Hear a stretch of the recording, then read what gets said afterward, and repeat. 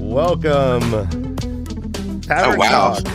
We are a Wheel of Time live talk show based on the epic fantasy series by Robert Jordan. My name is Ryan. Let me lower this. I'm yelling over the music. And joining me, as always, is my brother Dan. Damn straight. Jansen Lashley Haynes. This is in no particular order. Beth Doman, Dad Swain Sedai, TAVERN, and special guests, Kev and Wise One Shelley, together on one screen. God. Awesome! I'm so excited. I haven't seen you guys in months. How the heck are It's been a you? little while, It's man. been a time. It has been a while. Oh My God. This has made my night. It's been a rough week, and this has made my night. I'm so happy. Oh, We're I'm sorry to hear here that. To make your night. Yes, I'm so happy. If that's all we do tonight, we can go. Yes! Die happy. But you can always guest spot back in our D&D group anytime. I need So to. I'm gonna write you in. I need to. We need to talk about that for sure. That would be fun. You too, Dan. Anytime. Well, welcome everyone. This is a full house. This is just kind of shows just everyone does want to talk about this episode. This is a good episode to talk about, guys. We're going to be talking about episode 4 of season 3. It's called The Road to the Spear. It was written by the showrunner Rafe Judkins and directed by Thomas Napper. And it is more or less all Rhuidean all the time, guys. I guess let's just kind of go through overall impressions of what this episode, how you felt about it. We'll start at the bottom with Dad Swain and just kind of move up through Beth and around. Oh, I'm holding all of you guys up. That's so good. Standing on the shoulders of giants, they say. This episode was everything to me. I mean, I've loved this book series forever, and the show I've also enjoyed. The ins and outs of the show, watching it grow, watching the characters grow, watching the actors and the writers and everybody just bring us this world. And this season started off with, I mean, just an incredible gobsmack. And so we're getting each episode has just continuously been impressive and wonderful. But we get to this moment, which is a huge moment for a lot of the people who've read The Wheel of Time, and even for the people who are just enjoying the show. They kind of got a sense that there was a tingly in the air for those of us who had read the books, and we're just kind of like, oh my God, if they don't get this right, I'm going to shoot myself. And so, yeah, I was on the edge of my seat. I mean, I'm sitting there with chicken, just I can't even eat it. I'm just like, oh my God. So I had just 100% wonderful things to say about this episode. Awesome. Beth, what was your reaction?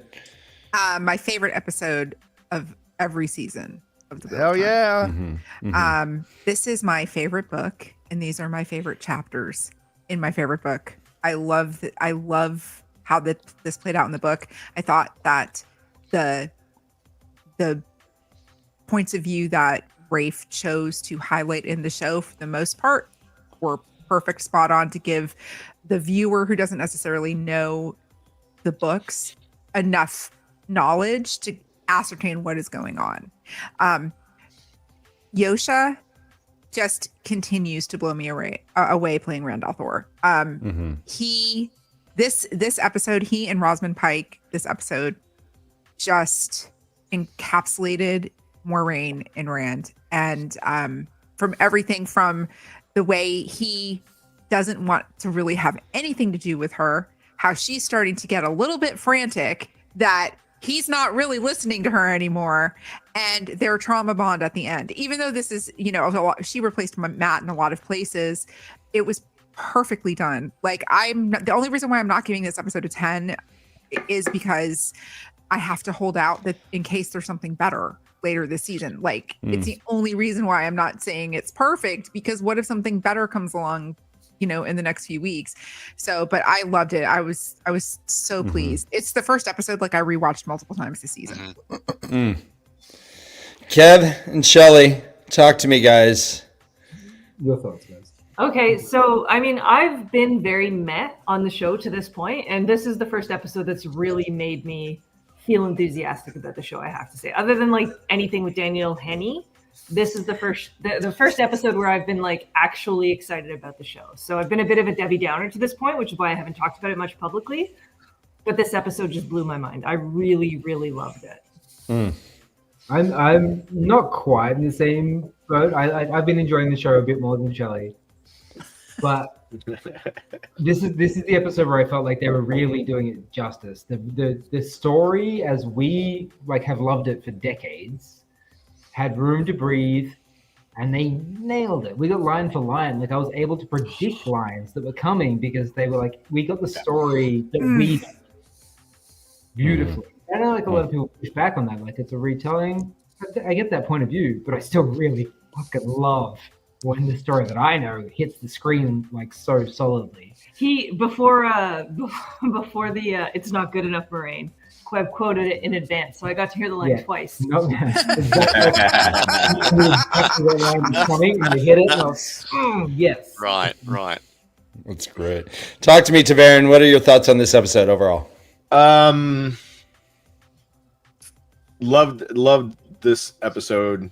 There was it's probably the first episode that I have not found fault with, and by fault it's usually something minor, right? For me, it's usually an aesthetic thing or something, but there was nothing that I could pinpoint here that doesn't scream Wheel of Time. And so I was already elated when I got to the best part for me, which was the song. By the time the song came on, I was so freaking happy. And I discovered this on my like second or third rewatch. We actually hear the song before we hear the song. It plays in the background when what was his Andon's father when he was playing that guy in the columns. Jonai. Yeah, Jonai. Thank you. When he was playing Jonai and the people are leaving, you can hear the song in the background. And it was just, it's incredible. Yeah. All right, Jansen, talk to me. I know you've been just itching. Oh my goodness. Well, first thing I want to do, I want to start off and I want to, give some praise to the unsung heroes of this entire production. I want to give some praise to Chris Barwell, the editor of this episode. And that is not to take away from Bill Wilson or Mark Hermida, who are also awesome. But I've been looking and doing some research, and Chris Barwell, he edited episode 1. He edited episode 4, and I also know that he edited episode 8, which is the season finale. So it seems to me that some of the things that he sees, we're seeing, and he knows what we like to see. And I just want to give him some praise for a minute. I thought this episode was a tearjerker. I thought that everything that everyone said, from Beth to about Yosha, if you didn't think he was a good actor, my goodness, now you know. Gosh, man, I can't imagine. Like, I was looking at this as how he approached himself, and just bravo, man. It brought so much of the books to life, and they got so much information. And just like what TAVERN just said about them playing the music earlier, the attention to detail that they did on this episode was that was the exquisite. scene where she said, "Do you remember the song?" And he says, "I remember the song." And as they're walking away, the song actually plays, which was great. Exquisite. It was awesome. For people like all of us here who are, all of us are friends. We're some of the top minds in the Wheel of Time. And for us, for all of us, we could all of us could nitpick and find small things that, I wish they had this. Oh, it would have been nice. And yes, I have some of those. But as far as someone, especially a non-book reader, and me being a book reader, an avid book reader, this was amazing, and it brought us back to the actual books itself. To your point, I think MJ Daniel makes a good point here. And let me ask you, Beth. He says, love this episode. Spent a good time explaining things to my mother after it was over. She liked it too, but was a bit confused. Now, we as book readers have wanted more consistency with the book. Is this the danger that the more faithful you are to the book adaptation, the less it's going to make sense for some people? So that's really interesting that you bring that up, because my gaming community has embraced the Wheel of Time because of my love of the Wheel of Time. I think I probably have 20 to 30 followers who have started watching the show and or reading the books because of how much I talk about it while I'm streaming. And so many people loved this, but there was an overarching theme of confusion, somewhat like struggling to kind of understand. So a couple of nights this week, I did like a quick overview without giving spoilers to them, and then they understood it better, and they're like, oh my god, that makes so much sense. Like at first they were like, is it a time jump? What exactly is happening? And so, you know, so I do see how people who don't necessarily read the books might have an issue with understanding the flow of episode 4, but I have encouraged those people to go back and rewatch it with the little bit of knowledge base that they have, that they might just understand it a little bit better. Yeah, my mum watched it and she has never read the books. My sister watched it, she's never read the books. They loved the episode. They were like, this is the juiciest, most wonderful episode of the season so far. And they've gone through seasons 1, 2, 3. But they also had a lot of questions, you know, like Beth was saying, like, is it his past lives? Is he living, you know, just a few kind of like practical questions, I think. But the revelations of like the Aiel and the Tuatha'an, and then Mirren / Lanfear, like it blew their mind. They loved it. It was so good. So they did catch on to some things, and overall they loved the episode. But I understand like there was a little bit of confusion that they had to hit. Yeah, the biggest confusion that I've heard of people that I know that have watched it that were confused was they were looking for Luce Theron in Rand's past because they don't understand that there's two separate things. You have the dragon, and then you have Rand's DNA, which is not the dragon. And so people were like not making that connection, and it was like really throwing them off. I had to kind of explain it to them. Yeah. But yeah. Personally, I like when I Okay, good to know. Personally, I like when I watch sci-fi or read fantasy and I don't get everything straight away. Sure. Because I've read so much fantasy and I've watched so much sci-fi and they follow similar tropes, and when I don't get it all at once, that's better. I like the depth. There's still there are still more episodes to explain things coming up. So I think for fans that are watching it and going, I don't quite get all of it yet, I think that's a good thing for most people. Yeah, I think that's the way of modern television now. I think they're getting back to there. I think that television got really spoon-feedy for a while. Yeah. And you realize that audiences like stuff that challenge them and make them want to dig deeper. Well, to this point, one of the more visually striking things was when Moiraine was in the rings. One of the best things I've seen on television. Her face was sheer horror. She was not enjoying herself, and so we had this effect that the camera would go whoa, and then you would get half upside down on the way back. Which added to the confusion, I think, but in a really cool way. You had these scenes that were about 6 to 10 seconds each that showed mostly Moiraine dying. Sometimes she was bonding Rand. She was having sex with Rand. She was releasing the bond to Lan. Like all these little vignettes that were done in a confusing manner, intentionally. But I think all of us as book readers, we're like gobble, gobble, gobble. Yes, we're getting flicker. We're getting everything all at once right here with all these things. That may have been a bit much for some of the non-book readers, perhaps. I don't know. Before we go any further, let me first say to anyone who's watching, we are a full spoiler show today, at least through book 4 and probably into book 5. Just want to let everyone know that. Yeah. There's a banner going across the bottom. Yep. All good. The confusion is sometimes they do it on purpose. Sometimes, like you said, there's still more to reveal. I still think that we were missing some of Moraine's visions, and that we may still get them. And maybe her having flashback, or maybe seeing it from somebody else's eyes and getting it that way. But I mean, take the bubble of evil, right? Straight up, we were all, oh my god, bubble of evil, yes. But then they confused the shit out of everybody by throwing a gray man in the middle of that shit. And not making it a bubble of evil. Right. And having Moraine in on it. Yeah. So at this point, I don't think there's mistakes happening at the show level. I think they're doing whatever they're doing on purpose.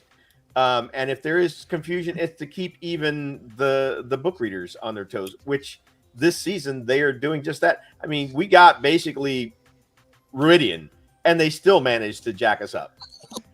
I also just want to say one thing real quick, like an honorable mention, because I praised Yosha and Rosamund Pike, but freaking Natasha O'Keefe. Oh my god. Woo! Y'all.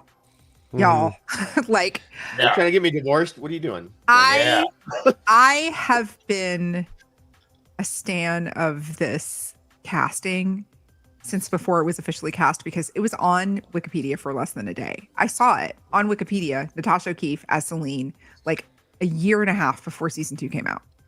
And you were the first to say it. I remember when they were like, oh, she's not going to be Lanfear. She's not going to be. I was like, oh my god, yeah, she's going to be Lanfear. I was not surprised at all. But when we had the flashback of Rand as Charn, with his conversation with Lanfear as Mirren before she became a Forsaken, the look of heartbreak on her and longing on her face when she told him to go down and be with his family. It broke my heart. This show is giving me so much sympathy and empathy for the people we are supposed to hate. Like I feel compassion for Leandrin in her plight, for why she became a dark friend, right? Like, and Kate Fleetwood gives her such depth. And I mean, Lanfear always has been a character with depth, in my opinion, but Natasha O'Keefe it's the little things. It's like just the small, the facial gestures, the body movement, and it kind of makes you forget that they're talking in a completely made up language using words that don't exist. Yes, that was crazy. Well, also, beautiful. Something that film and TV does that you don't get in writing is that when you're an actor, you have to find stakes. And that helps people, have empathy for you, just like Beth just said. Yeah. And they have chosen the casting, like she's, that they've chosen. These women are amazing, man. It's like we're getting a huge treat, man. It's What I was telling you before we started streaming, with Lanfear and Rand, and this is just a thought that occurred to me that I don't know if it's actual or not, but we got to see through Rhuidean, we got to see Rand's past lives and what he looked like in all of these, and the one he looked like Rand the most was the one right before Charn, right? The one that was given the Chora trees and the task, and then also the Sarkhanen. So that's supposed to be Cumin in the books. Okay, so in Cumin is Rand, right? Looks just like him. And then Charn actually looks just like him too, except they did a little bit with his nose or something. And they gave him that intricately weirded shaved goatee that I don't Yeah. know if I like. The or evil not. goatee. I'm not sure how I feel That about goatee that. sucks. So- No. See, Kev, but your goatee is The like, goatee was rough. I mean, it's like, The but action was it's great. The like, goatee it was was rough. It was just not it, right? It wasn't just me, right? It was It was a okay. little weird. It had odd symmetry. Mildly accurate hair though. Which Yeah. So the thing with Charn, like I said, he looks like Rand. So in my mind, I'm thinking then Lanfear knows she's seen him before, right? Because the face is very similar. And my thought was the fact that everybody calls Rand sheepherder, right? She calls him farm boy. Interesting. And that's just a thought. Interesting. We had a similar discussion about this as well. In that, like, why didn't she recognize? Like, he looks so much like him. I think she kind of does. It's been 3,000 years. 1,000 years. Yeah.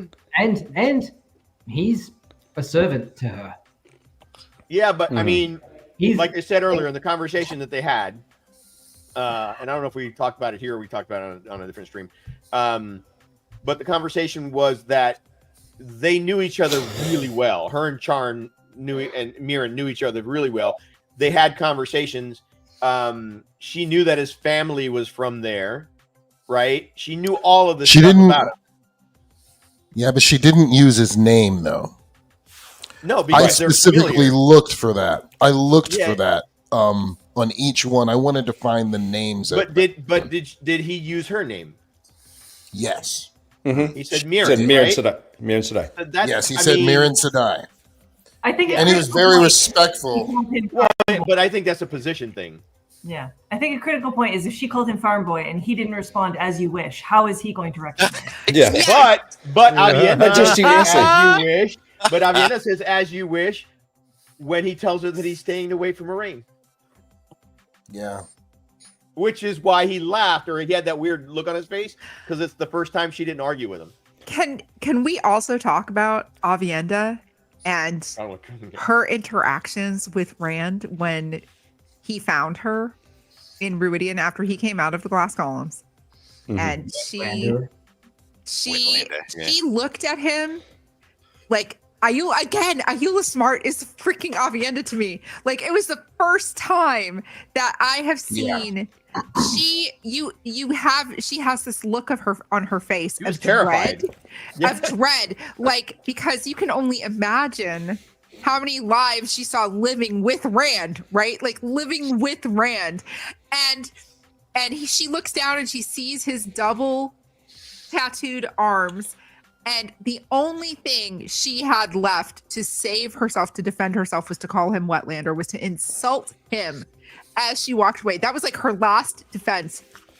I am all in for this. I am here for this. I've been waiting for this. It was also very significant that Avienda saw Rand come out and leave when he had them with it. It was huge. Yes. That was very, very big. That's going to play into a future episode, I think. I think it's going to play into... So I mean, I just want to talk about the actors because I could talk about fucking Savannah and like last night I was on with Rob from Melchior Talks and Mary Frenzy was on there and Rob was like, what did you guys think about Savannah? And Mary Frenzy was like, well, am I allowed to cuss? And he's like, well, you would probably say anything but the C word. And then she said she was delivering so much C word.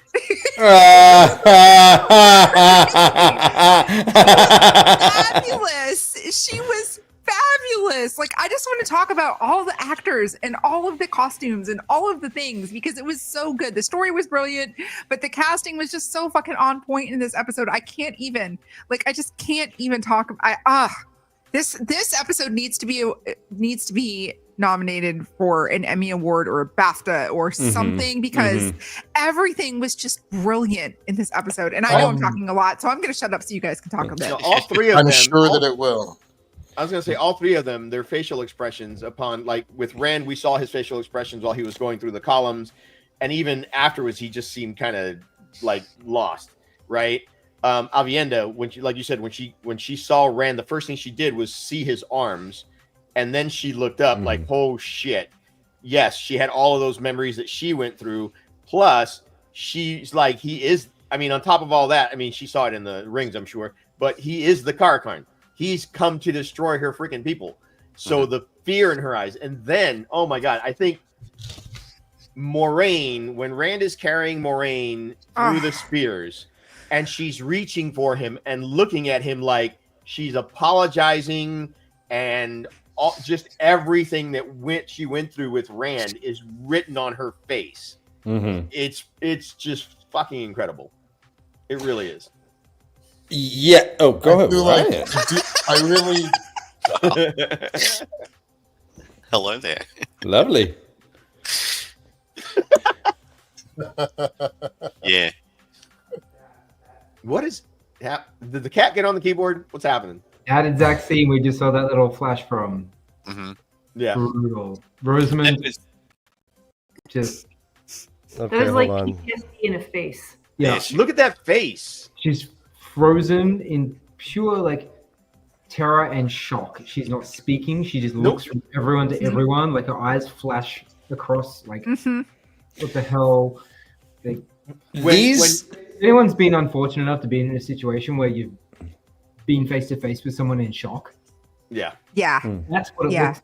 Yep. Well, this is the best portrayal of just how traumatic these experiences were, right? Maureen was there for 7 days. Imagine having this horrible trip where you are getting killed every 6 seconds over and over again for 7 days. Oh my gosh. I mean, just the trauma involved. When you see her face as she's up there just horrified, it really gives you a proper sense of just what this trial is. Okay, and let's go on the flip side of that, because the last night before she and Rand come back, Egwene comes out. Lan is meditating outside the tent, or he's actually not meditating. He's living Moraine's pain. He's sobbing. He is living Moraine's pain. Yeah. And Egwene is like, we should go in to go get them. And Lan is so stoically steadfast about this. Let's talk about this. Is he feeling every one of her debts? I don't think that he would just be sitting there if he was like feeling those. I think he's feeling her emotions. Her emotions. Yeah. Her turmoil and her shock and her fear and her disgust and everything. Like, because Dana Lou just said, Moraine did a bunch of killing of Rand as well. She didn't get killed by Lanfear over and over and over again. She did a bunch of killing of Rand al'Thor. And she released Lan from his bond in the middle of all of those. How many times would that happen? That's insane. Also consider this. She did a bunch of she was having sex with Lanfear, she's having sex with Swan, she's having sex with Rand. Imagine how confusing that is for Lan sitting on the mountain. Right. Well, yeah. Yeah, there's also a lot of things she was doing that were not necessarily killing or being killed. So, she was. But you guys think that the bond was intact, that Lan was indeed feeling these? Yeah, absolutely. Because you have to think about it, I think logistically, Lan is bonded to Moraine's body and soul. So she's experiencing all of these things in either her mind or a reality that she's experiencing. So he's not experiencing every single one of those lives per se, but he's experiencing her visceral reaction, as she's floating and doing whatever. So that must be massively confusing for Lan, who's kind of she's living 150 lives every day. And going 10,000 lives, and he's like, oh, she's sad, oh, she's lusty, oh, she's she's fucking someone, oh, she's dying, oh, what the fuck, so there's a lot of stuff I think that puts him, right where this picture is. And I really was taken when Egwene was kind of, it was the first time in the show that I kind of was sort of shut up, Egwene, because she was like, we should go in there and get him, and Lan's just like, I can't even deal with his exact wording was, they told us to stay. Freaking dogs. It's to me, it was yes, he's being obedient and he's being loyal, but it also shows that they're not the main character. You know what I mean? Mhm. They told us to stay, and he's Yeah. just sitting there staying like, and it hurts. Living it. Yeah. Well, this is also a common theme within this season so far of when I said I don't have their warders, there are vulnerabilities and Yeah. dangers. So one thing I also just want to do, like, and I've said this on every public forum that I've been on this week talking about this show. So many public forums. I have. I know. It's been a few. I have to point Your out. address to Congress was amazing. By the Yeah, way. it was- They gave her the key to Rhuidean. I just have to point out real quick in defense of Rafe Judkins, because some people were fucking terrible to him this week. Oh, so rude. Because they did not like the fact that there was a 3-second or 5-second shot of Rand and Moiraine together in a bed. They were incensed about it and highly Why? pissed off about it. It's book canonical. Well, Yeah, it's in the book. But yes, I know. If I had girls that clutched on. It's canonical in the books, Literally in but the it's book. really the people who are the Suarain stans who love the fact that Suan and Moiraine are a thing. Like, how dare you No, put no, no, her no, no, in no, a no, no, no, heterosexual I- relationship? Or Whatever. she's a Like parent, that's she's a parent figure to him. No, I'm just saying. So those comments are totally off base because this is canonical. Moiraine even says in the book that she tried making him her lover and it ended up in Mhm. it Mhm. ended up Mhm. disaster. Yeah. So I mean, like the vitriol that Rafe has gotten for actually putting something that was from the books in the show, like, you can't win for losing, right? So Well, I just that's wanna probably say from- that- Kev, I see you. I just Yeah, want but to also, say that Can I, you can I know, play devil's advocate for one moment? It touches on what we were just talking about. There's a lot of people experiencing this show who've never read the books. So for us, we're True. kind of like, excuse me, it's in the books. But really think about not having any of that knowledge at all. And you're like, ooh, here's the power lesbians. And now they're mad at each other and she saved her from the rocks and it's all good. And now you see this just quick flash of her banging a dude. It can be like, what was that? You know, Right. Which is just the point of television is to get But you even to, if she like, wasn't, she's living other lives. Exactly. Yeah. yeah. It'll take a while. There's also for a them- flash of her banging another woman as well. Yeah, in there. and then dying. True. Yeah. I mean, think about the a couple of episodes ago when book people, I'm not going to say all book people, but freaking quite a few book people lost their shit with Avienda and Elaine hooking up. I mean, that was Yeah. always There was a in- lot. Listen, mean, I'm not complaining about it, and I had no issues with it, but there were a lot of book people that fucking lost their There's shit a about lot it. of changes to from the books to the They TV show. slept together, but they Yeah, slept yeah, together like- in the book. I loved it. They I'm slept like, together in the book. I agree, They but fought- people they were like fought up in arms that together. they had problems with it. and I don't know about was you guys, but I always bathe with my best friends. Beth and I have been time just as platonic best friends. So I don't know where They you were- guys are reading full lesbian shit. Yeah. They were Smash the like button. Bathing with your best friends. Hit that Yeah, like right. No, button. but the point that I was trying to make is that Could be warmer. It doesn't matter what the show does. Yeah. People are always going to bitch about something. Well, let me ask: did anyone have any issue with having one of Rand's ancestors have an obvious relationship with another man when we are talking about genealogy and bloodlines? I brought that up. I I brought was- that up on my podcast. I thought recording about it, and yesterday. then Only I was because so it makes the disgusted. audience stretch for the plot. This Not is because so I this had is any the issue thing. with his ancestor being with a guy, I hated just it. because it makes the audience have to do the work. Well, and that's my thing. Like, I did bring that up in my podcast recording yesterday with Dana Lou and Koala and Morshadi. I did bring that. I said, this is one small issue, and it's not even really an issue that I have. If we're looking at DNA genealogy going back, Following the And- bloodline. we have a person in Rand's history who was involved in a same-sex relationship, then where is, like, that's like a little bit of a foil for a show reader. So, like, I think it would have just made more sense if maybe there was a third person on the Oh, yeah, wagon it'd be wheel with them, just to make it be a little bit the tree more. was in the back. cohesive. No, on the wagon, on the car, like on the chair, like I put know, a I third agree, I person know, in there I know. and let them all be commiserating together to show, like a polyamorous triad. Or it was a little bit of a foil for me because we were looking at genealogy, and so for me that was a little bit, but. I love the representation. I don't have a problem with the representation. I'm just wondering, like, what was the driving point to make that decision to have the person comforting Rand as a lover? All right, let's have Jansen talk. Let's have Jansen and then Got his Deathwing. hand up, yeah. So in the books, one of the most shocking things that we read about the Aiel were that the men had 2 wives. Correct. Now, Fair. everybody that we were hold on. Hold on. Now, we're talking about Rafe Judkins, who knows this.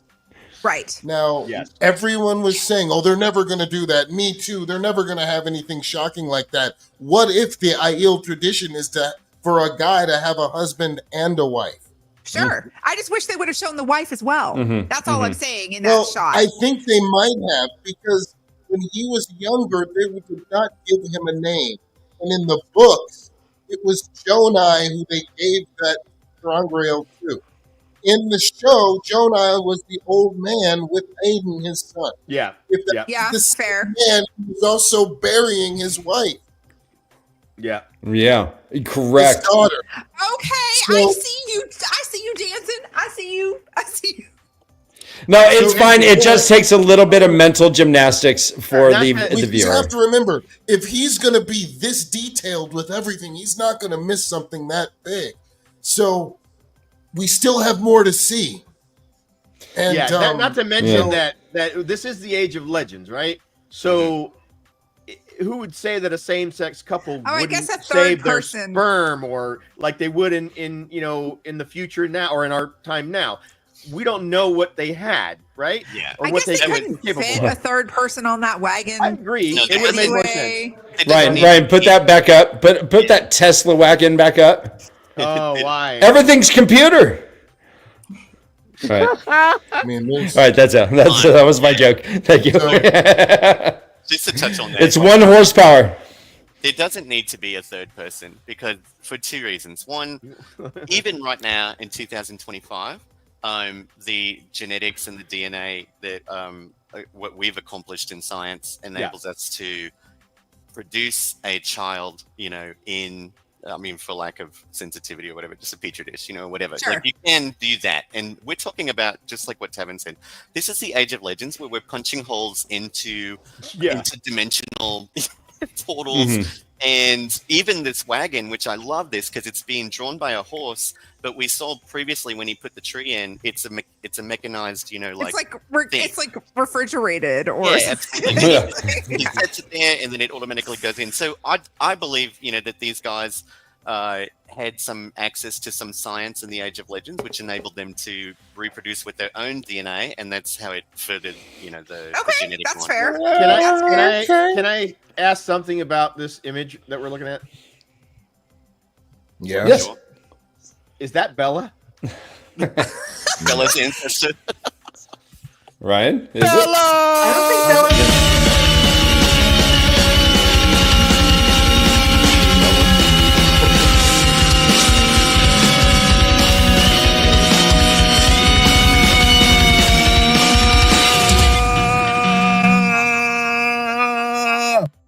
I keep forgetting that happens. I always I have to keep take my, forgetting. I always have to take completely my headphones agree off for with the Bella Anthony's music. point. It's quite I loud. don't like writing that expects the audience to fill in the blanks. Yeah, that's a bit Unless that's what they want us to do, right? Sure. Because the good writing will make you think outside of what's in the work. Let me point out one thing that I think is still a flaw in my. Oh, please. Dan, hold on. I Then want to hear what Kevin said. Right. If they didn't want us to do that work mentally, then they probably should have put something else in there. Right.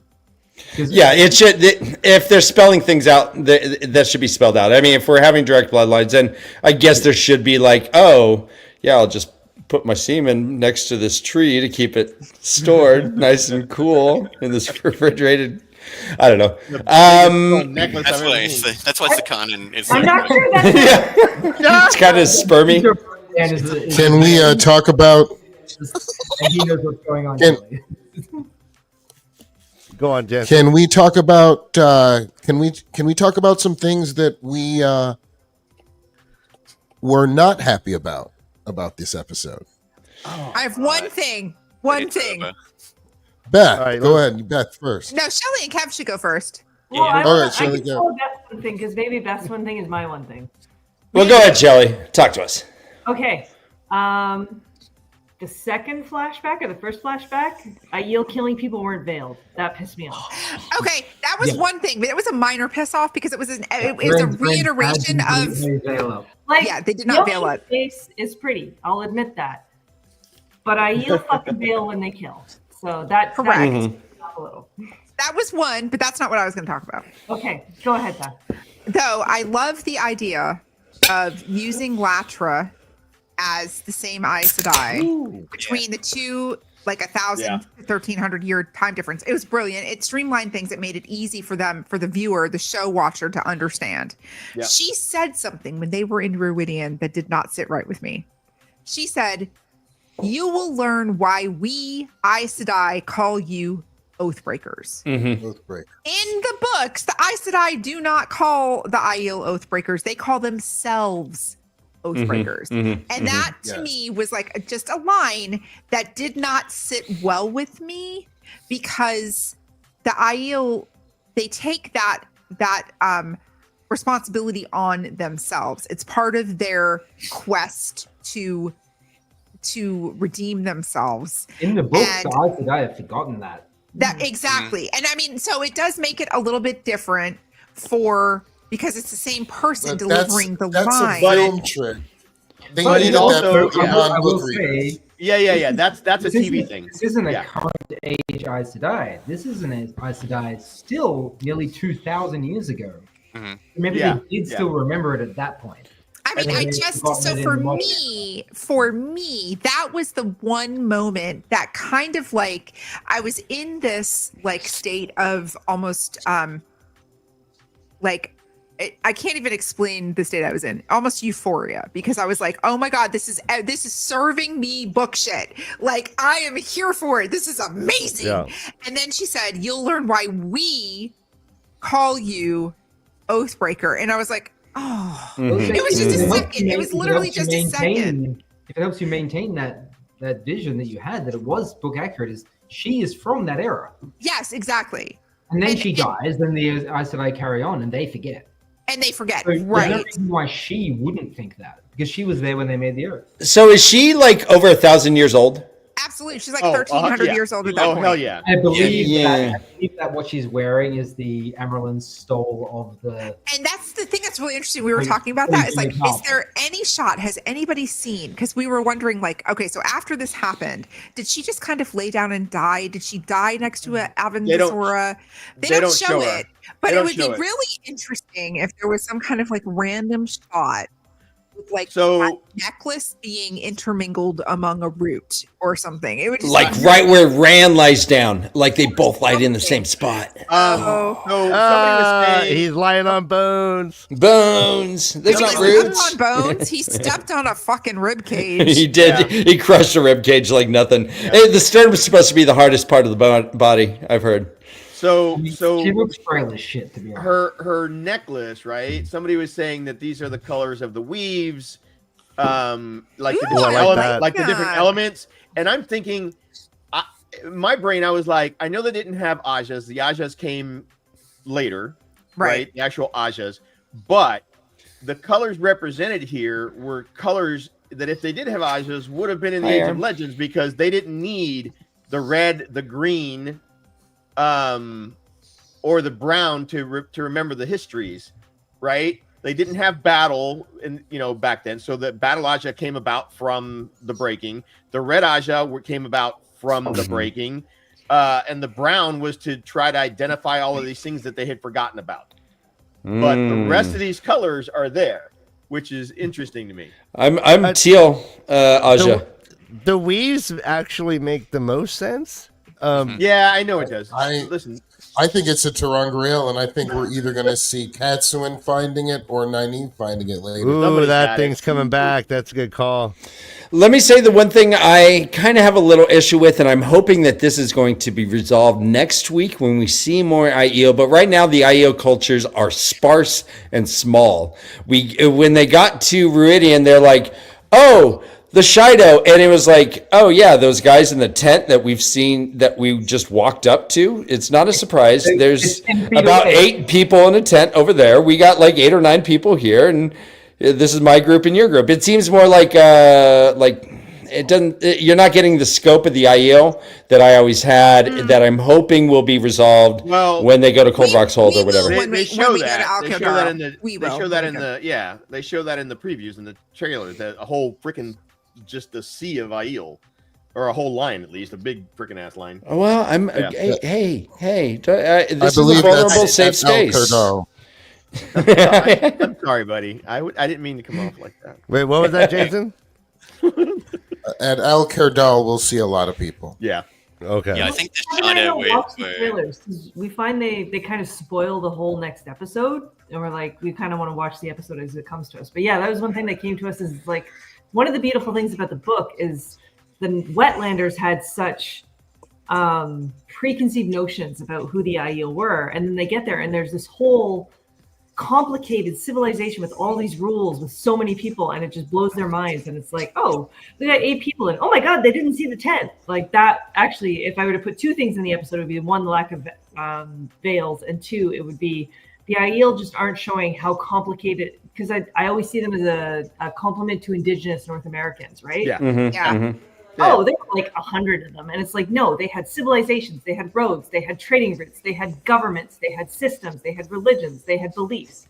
Like the Aiel are far more complicated and far more expansive than the show is leading us to believe right I'd like them to show like one of the holds and like you walk between rocks and it's a freaking city.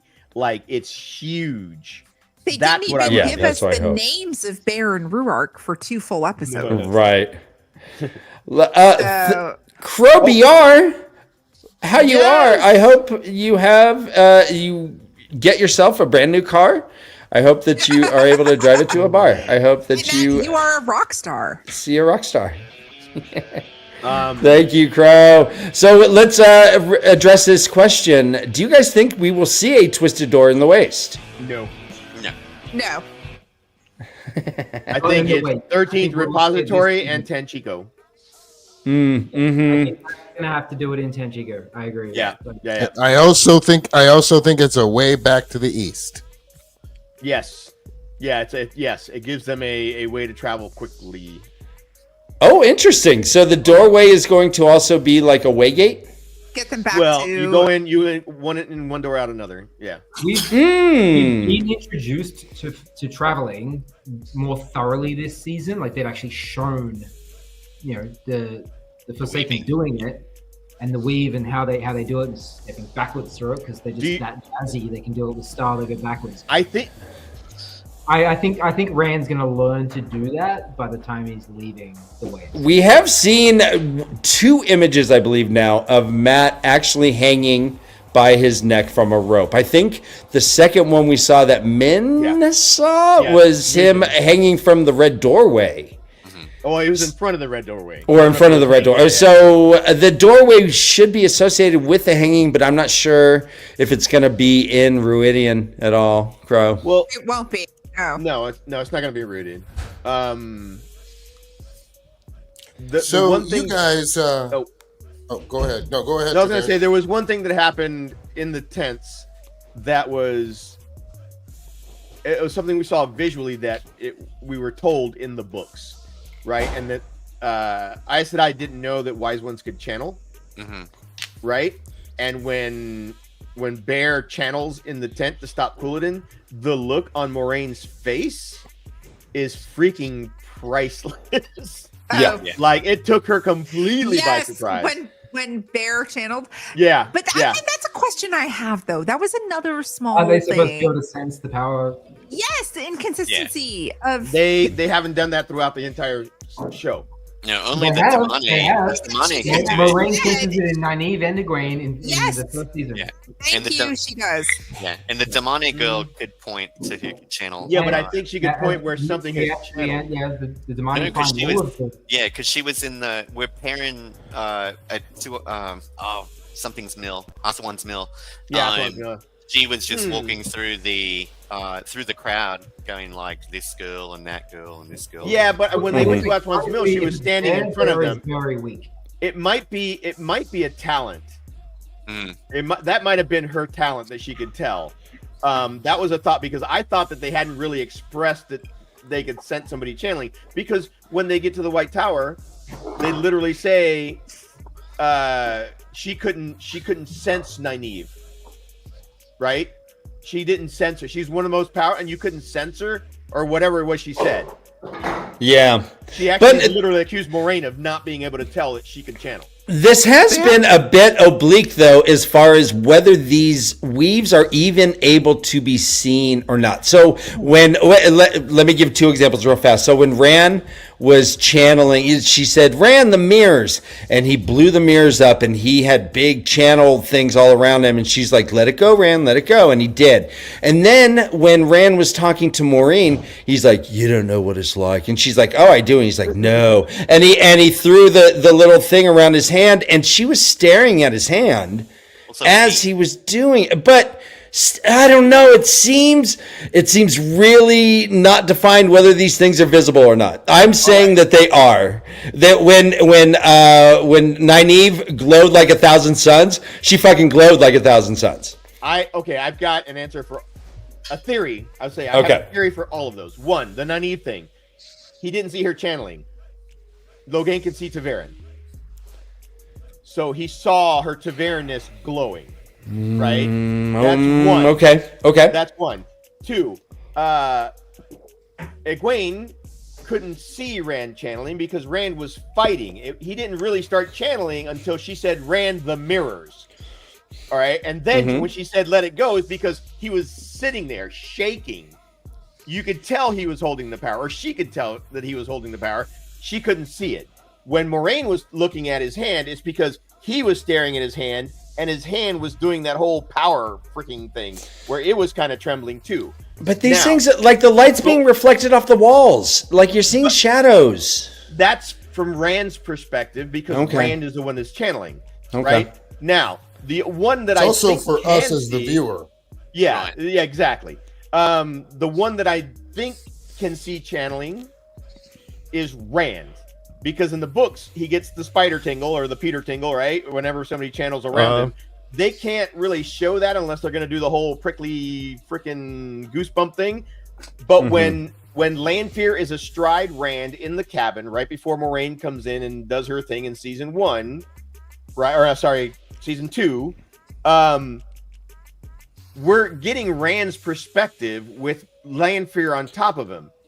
The weaves around her arms were transparent, while the weaves up higher were in color. Rand, her arms weren't really moving. He's staring at her arms, and his eyes are following something. I think he could see the weaves. He just couldn't tell what it was. He just saw the motion of the weaves, and I think that's what they've given us. But yeah, that's.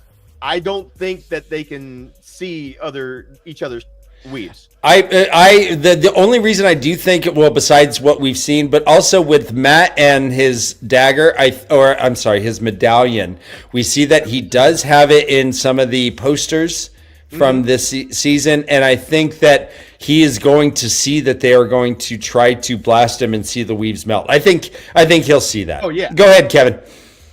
I think we definitely got a little taster or like a hint in whether or not men and women can see the same weaves when they were walking into Rhuidean, and Moraine says, I can see that there's power here, but I can't see the structure of the weave. I can't remember exactly how she says it, but that's like, basically she can see that there's threads of power, but she can't see the weave of it.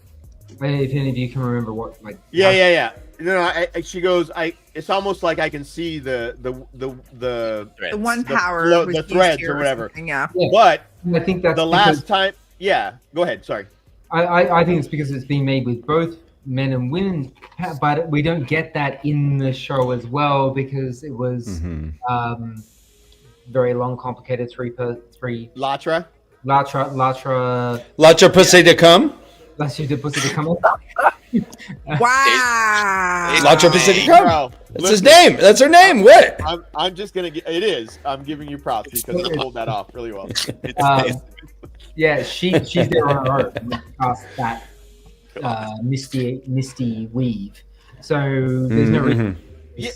But if you remember, she said said that the Sarkhanan, when she explained Sarkhanan, it was the most powerful sangreal for a woman, right? So she used the Sarkhanan with the female half of the power and created the fog, created the columns, created all. So yes, she's gonna sense that shit thousands of years later because it's still there. And then Moiraine just. I was gonna say because Rand didn't feel shit. Yeah, real fast. We have quite a few new people in our chat. I just want to say hi to a couple names. I want to say hi to Tribe of Pug. I want to say hello to Obi-Don Panobi. Say again, hello again to Crown VR. Thanks again for the donation. We have Honora in here. We have Jesus AW. We have Knuckles Mustache. Hello. We got Max Silva. Oh, that hurt. Can I just say hello. There is Janie's back. I love seeing Janie. Right. Hello. So yeah, just thank you all for being here. It's really nice seeing new faces. Aram, love seeing you. So thanks a lot, guys. Thanks for spending Sunday with us. So this is going to seem like a divergence, but it's not. Don, I love you. Kev and I are watching a show. It's called Stuff the British Stole. And it's basically about all the things that are in the British Museum that don't belong to the British. Like that's awesome. Yeah, like the Parthenon marbles, like mummies, that sort of thing. That's amazing. I never told you. Yeah. When Moiraine puts the ball in her purse, We're like, yeah. what a Brit. Somebody What a Brit. somebody She said just something. nicked it right out of there. Somebody said something. I was Either this chat or the other one. I watched the episode before she did. I mean, she's an Aes Sedai. I mean, any Aes Sedai who stumbles across the most powerful Sangreal ever made is going to put it in their purse. But it's also very typically British. It's also very yeah. That's funny. And I'm gonna repeat this. I've said it on other. Belongs to us. I'm gonna repeat this. I've said this on other streams. The number one most amazing fucking thing about the Wheel of Time is that Moraine's outfits always have pockets. I love that. I'm here for it. Time. Yeah. Guys, are we all here for her heirloom tomatoes, homemade honeycomb hats that she wears? Oh my god, the hat thing! I can't even. Why is everybody hating on the hat? I love that hat. No, they're great. It's great. Why is everybody hating on the hat? No, she makes her own kombucha in that hat. She goes to farmers markets. She carries her own bags so she doesn't, get plastic. Has anybody else noticed that Moiraine is rather pale and that she would have to wear a hat like that to not complain? I'm just saying. He's been to Australia. I sympathize with Moiraine. As the melanoma survivor myself. Yeah, really. Really. I'm just saying, she needs the hat. Yep. Skin. I love that she's not wearing blue. and I are survivors of the same cancer. Absolutely, Shelley. Yeah, I'm pretty sure we own the same hat. You know what, Shelley? That is. I have to just really quickly say that is one of the first bonding experiences that Shelley and I had when I came into the fandom. I had posted scars in December of 2021, maybe that it was my anniversary of my melanoma treatments ending and being declared cancer free, and like the next week I was on Full Talk for the first time, and I think that was like the first time I ever talked to you. Yeah, I have a godly scar on my arm. You might not be able to see it, but it starts here and it goes all the way up to here. Yeah. On my man. But yeah. So that's like a river on a map. We bonded over our trauma. We trauma bonded on live stream. All right, speaking of hats, Yes, I have a floppy hat. I love a I floppy have a hat. giant sun hat. Yeah, We love a floppy hat. What color is it, Dad Swain? it's orange. Of course it is. Is it as orange as my shirt or your shirt? Or a It's peachy as- orange or a vibrant orange? It's as orange as your shirt, and it is absolutely massive. And it was my favorite thing to buy. We went to the beach, and I was like, well, I've got to protect my, just growing up in Australia, you always make sure that you take care of your skin. So when I went outside, I was like, these hats are not doing it for me. So I went on Amazon, and I was like, big giant sun hat. And then it literally is like this. Like this umbrella that I'm wearing on my head. Because you're in Texas now, right? Yeah, so I'm also kind of like, well, this is good for where I'm living as well. So Yeah. Dad Swain, I think you'll appreciate this. Before I even started dating Kev, I had an Akubra hat. Did you? I did. That I inherited from an aunt who went to and spent a couple years in Australia. So I do appreciate that, and It's also an authentic one, like proper kangaroo skin. like a proper one. Oh, okay, good. Yeah, actually, Kevin, when you just started talking, Oh my God, Kevin straight away at Datsway the just need to say beginning. proper back and forth nonstop for 5 minutes, Proper. and I would be it's so almost happy. like it's really funny because it's almost when Koala and I are on the same thing of talking, like our accents just feed off each other. And so, Oh my God, so great. Yeah, it's just kind of like, oh my I God, need to get nobody's gonna Kev understand me and tomorrow. Dad Swain on Delver's. You guys, I have got to get you on the same podcast episode with We should, do Koala. we should do like an all Aussies episode. Is this an Akubra hat? Koala, yeah. Just be prepared that you won't understand anything that's going on. Anything. The land of wonder, the land down under. Oh, I have a question. Matt Stagger just brought up something very interesting, and it's kind of speculating a little bit ahead. Do you think we're going to see Hot Sema in the Two Rivers? I cannot. Oh, in the Two Rivers. Ooh. I am I'm gonna on record say- as Makima being the one plot line that if it was ever cut, I would be like, fine, fuck that Same, guy. but he's hot as fuck. I Okay, don't but care. Hot people I can- do. see, to me, hot people Shelly, can be first. to me, it would be Val and Luca. You can get rid of Val and Luca completely. That Yeah. Hey, Oh. I am repping Val and Luca He tonight. needs That's Charles. Well, let me ask you, Jansen. We had Rand, when he went through his columns, he was pretty much like Eddie Murphy in Coming to America, right? He played like 8 characters. He was Meet the Clumps, Wait, I thought Dr. Wait, was it Coming to America where he did play it? He He played a bunch there. Dr. Doolittle, Meet the Clown. Yeah. I did not recognize him in his first iteration. I heard his voice and it sounded familiar, but I didn't pick up on it right off the bat. In a production sense, what goes into the decision of having Rand play all 6, I guess, 6 or 7, 5 or 6, versus having other actors come in and do it? And what kind of goes into? I mean, he was unrecognizable a couple times to me. Yeah. Budget, probably. So I don't know if any of you guys were ever fans of the show Highlander. I love with Adrian Paul. Yes. Oh my God! Yes! Oh my God! From the You don't very understand. moment when this happened, when they made this show, I assumed that they were going to do something like this. But I also assumed that they were going to do it with Matt as well. Yeah.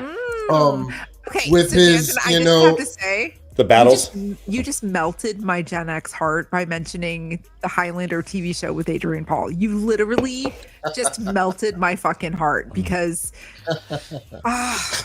Gorgeous. Well, they did that, and he played all of those Yeah. characters going back, even though it was himself. Good. But I was thinking that, and I have to believe that Rafe Judkins had this in his mind from the very beginning. It brings so much, and it shows so much visually especially for non-book readers. It was almost a no-brainer. I think it was excellent, and I know that a lot of people didn't recognize him from the first. I knew it was him from the very beginning. I thought it was awesome. I loved it. I thought it was great. Going into that, I'm going to segue and say that we got a new person added to his visions that wasn't in the book. Yes. And we got that. And we also got some people and some other things taken away. And this is why I asked you guys earlier, what were disappointments? And you guys' disappointments were not as big as mine. One of my disappointments were that they didn't show the Ogier. In the books, they used almost every vision of Rand to show some of the Ogier progression as well, and it would have been a very, very easy way to help, show why we even have Ogier in the land. Because they haven't talked about it. I think that's a budget constraint. Well, I think we're gonna get Ogier because they've set it up. They already mentioned. I do too. Yeah. So I do. Yeah, I do too.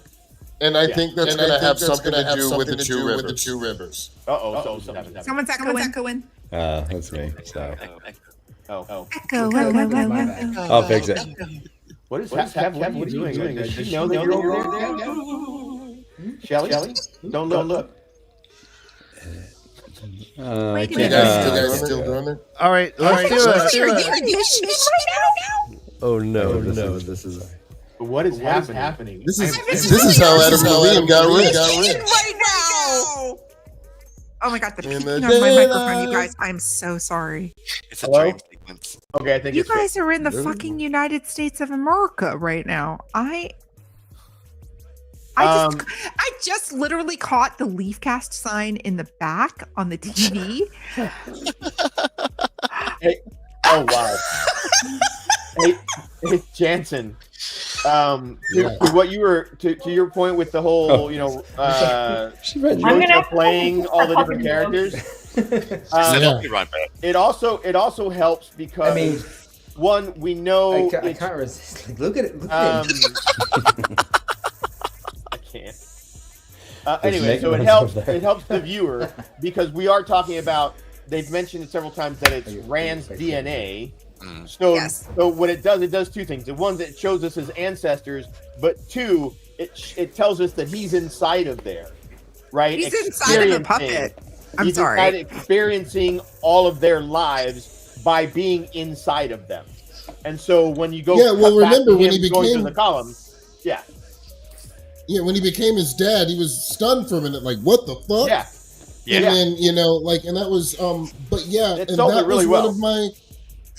And and actually, let's consider that scene itself. Rand has never. You don't have baby pictures. He has never seen his mother. He's never seen his father. Nope. I don't know if he saw his father or if he was his father, and so never saw his face. He was his father. But he still has never seen laid eyes on his father. But he saw his mother, and the only time he saw her was when she was dead after childbirth. Trauma, guys, trauma. No, but it's not only that. It's okay. Think about this. Moments before that happened, he had this conversation with Moraine about Avendasora and how she said, we used to have one just like this in Kyrian until my uncle cut it down to make a throne. He wanted a throne that no one else would ever be able to copy. And she literally, the exposition without giving exposition there was brilliant. The only thing I wish we would have had, and again, if we could have an extra 10 minutes in an episode, would be the flashback of the sharing of the water. To show the sapling of Avendasora being given to the Kyrianan. I think that was the debt that the Eldar were paying. Exactly. That would have been great, but to see that Rand's first vision back, and again, they did it brilliantly because when Bear was telling Rand, or Mullane was telling Rand, saying, you could go back dozens of years or centuries, right? He went back dozens of years. He went back almost 24 years. He was Janduin, and then Janduin says, "I killed him with my own spear. I killed him by my own hand." So the link that it inexorably linked. Is that the word I'm looking for? Moraine and Rand even closer together by their and they've also planted the seeds because we've had Tigraine name dropped twice in the show so far. We had Avienda telling Elaine that she has the coloring of an Aiel.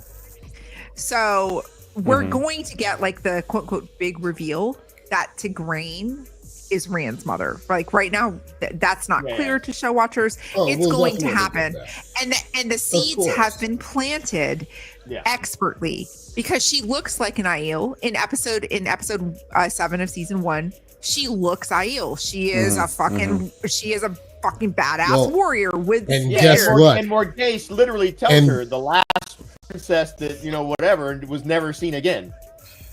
She tells. And guess what I believe? What do you talk to me, Jen? I believe that Elida's the one that told her to go. Yep. In the show. Oh, instead of Katara? In the show, yeah. I think you should go to the waist. You know what? Don't get me started because Show Ray, I like that Layman knows. she's an icon, she's a queen. Hey, is she off limits to try and impersonate?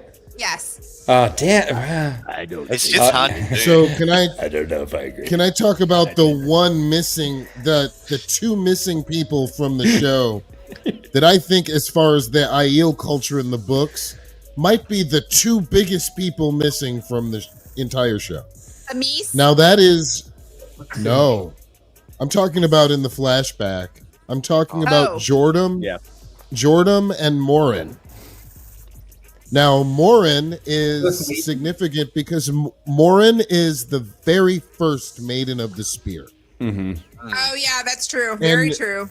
And a lot of people, if you read this paragraph in the books, not only is she the first Maiden of the Spear, but they talk about from her child being taken care of by another woman all the way about to every single thing of the Maiden of the Spear's culture. They talk about it right there, and she weds it.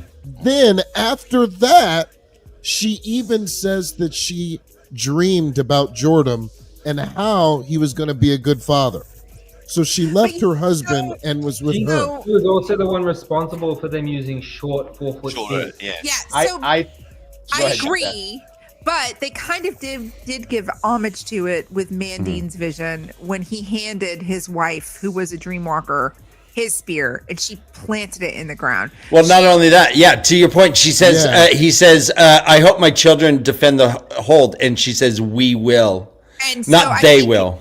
I think that was something that was an homage to that because, of course, with time constraints, they can only do so much. But maybe we'll get some kind of exposition where there's like a legend of how the maidens were formed when because Rand is going to be at some point embraced by the maidens, right? Like he is going to become, you are the son of a maiden.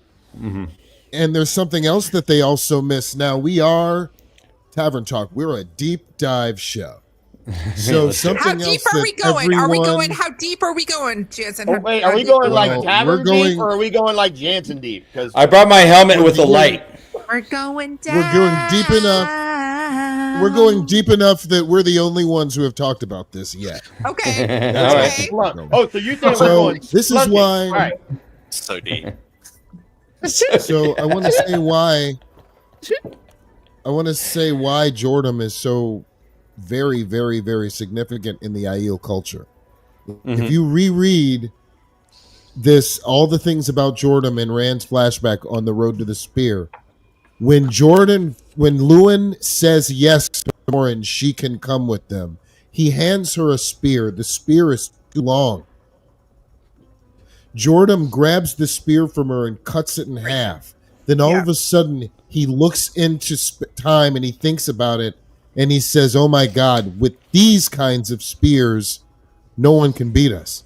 He changes their entire fighting culture and the way that they fight and everything with their weaponry and everything with that move. And it changes everything with those two are literally the father and mother of the modern eel culture. Instead we give it to Hobbit Rand and his friend Samwise. But you know what? I loved that. That made me. That was the moment that made me cry. Who are you, stranger? That killed covered me. face I once had a can son literally who tell looked you, like you. I've That was tried probably the 3 harshest times thing in the we last Yeah, 2 yeah. years, and that was one of them. One. I'm gonna say that's- Kevin's I'm cried gonna literally 3 say times in the last 2 years, and that was one of the times. I'm with you, 10 Kev. years, But we- yeah. 10 years. But we also got something. Rafe gave us something the book didn't. When he said, Lewin said, "We'll protect them because they We'll can't." protect them. Mhm. Yeah. We didn't get So- that from the book, and you know what? That was No. extremely good. That was awesome. I think it makes that sense. was in the book. I Especially think it made there are perfect sense. elements of that in the book. I where thought they, that was in the like, books. Nope. It No, was that it they did would not- they wouldn't no. cause them harm, but not that they would protect them. Jonathan I just said read it. I just read it yesterday, the whole thing over again. when they get to talking about the Gen Aiel in Rhuidean, they do have the culture of we protect the Gen. Yeah. It's not they don't have no one says we protect do. them because we can and Yes, they can't. they but do. They do have that instilled in the culture in I can't remember They do. They do say that then. when they Yes. talk about the Gen. Also, we all need to buckle up because this scene, which was so emotional, I suspect when Isla and Aram come to the Two Rivers, we'll Are have they to going to read be there for it. sure? Do we know Yeah, they're, that? they're cast for sure in season 3. So, MDK is coming back. yeah, so I think Yep. on IMDb they definitely have it listed as their cast for 2025. So I'm just thinking we're going to revisit this I scene. can't. I And it's gonna can't. break my heart. I might need to abstain from Yeah. being on the show that week because you guys, Tears. seriously, episode. This was my favorite episode. One of my other favorite episodes ever of this show is it Isla? season 1, episode 4, when Isla and Perrin have Yeah. that conversation. MDK. That was Maria beautiful. Cannon- It was beautiful. Conan Doyle. So I have great. been a fan It of was hers beautiful. ever since, like forever. She was on the show. Oh my god, I'm having a brain fart right now. She was on the woman with the clones. It was on Sci-Fi.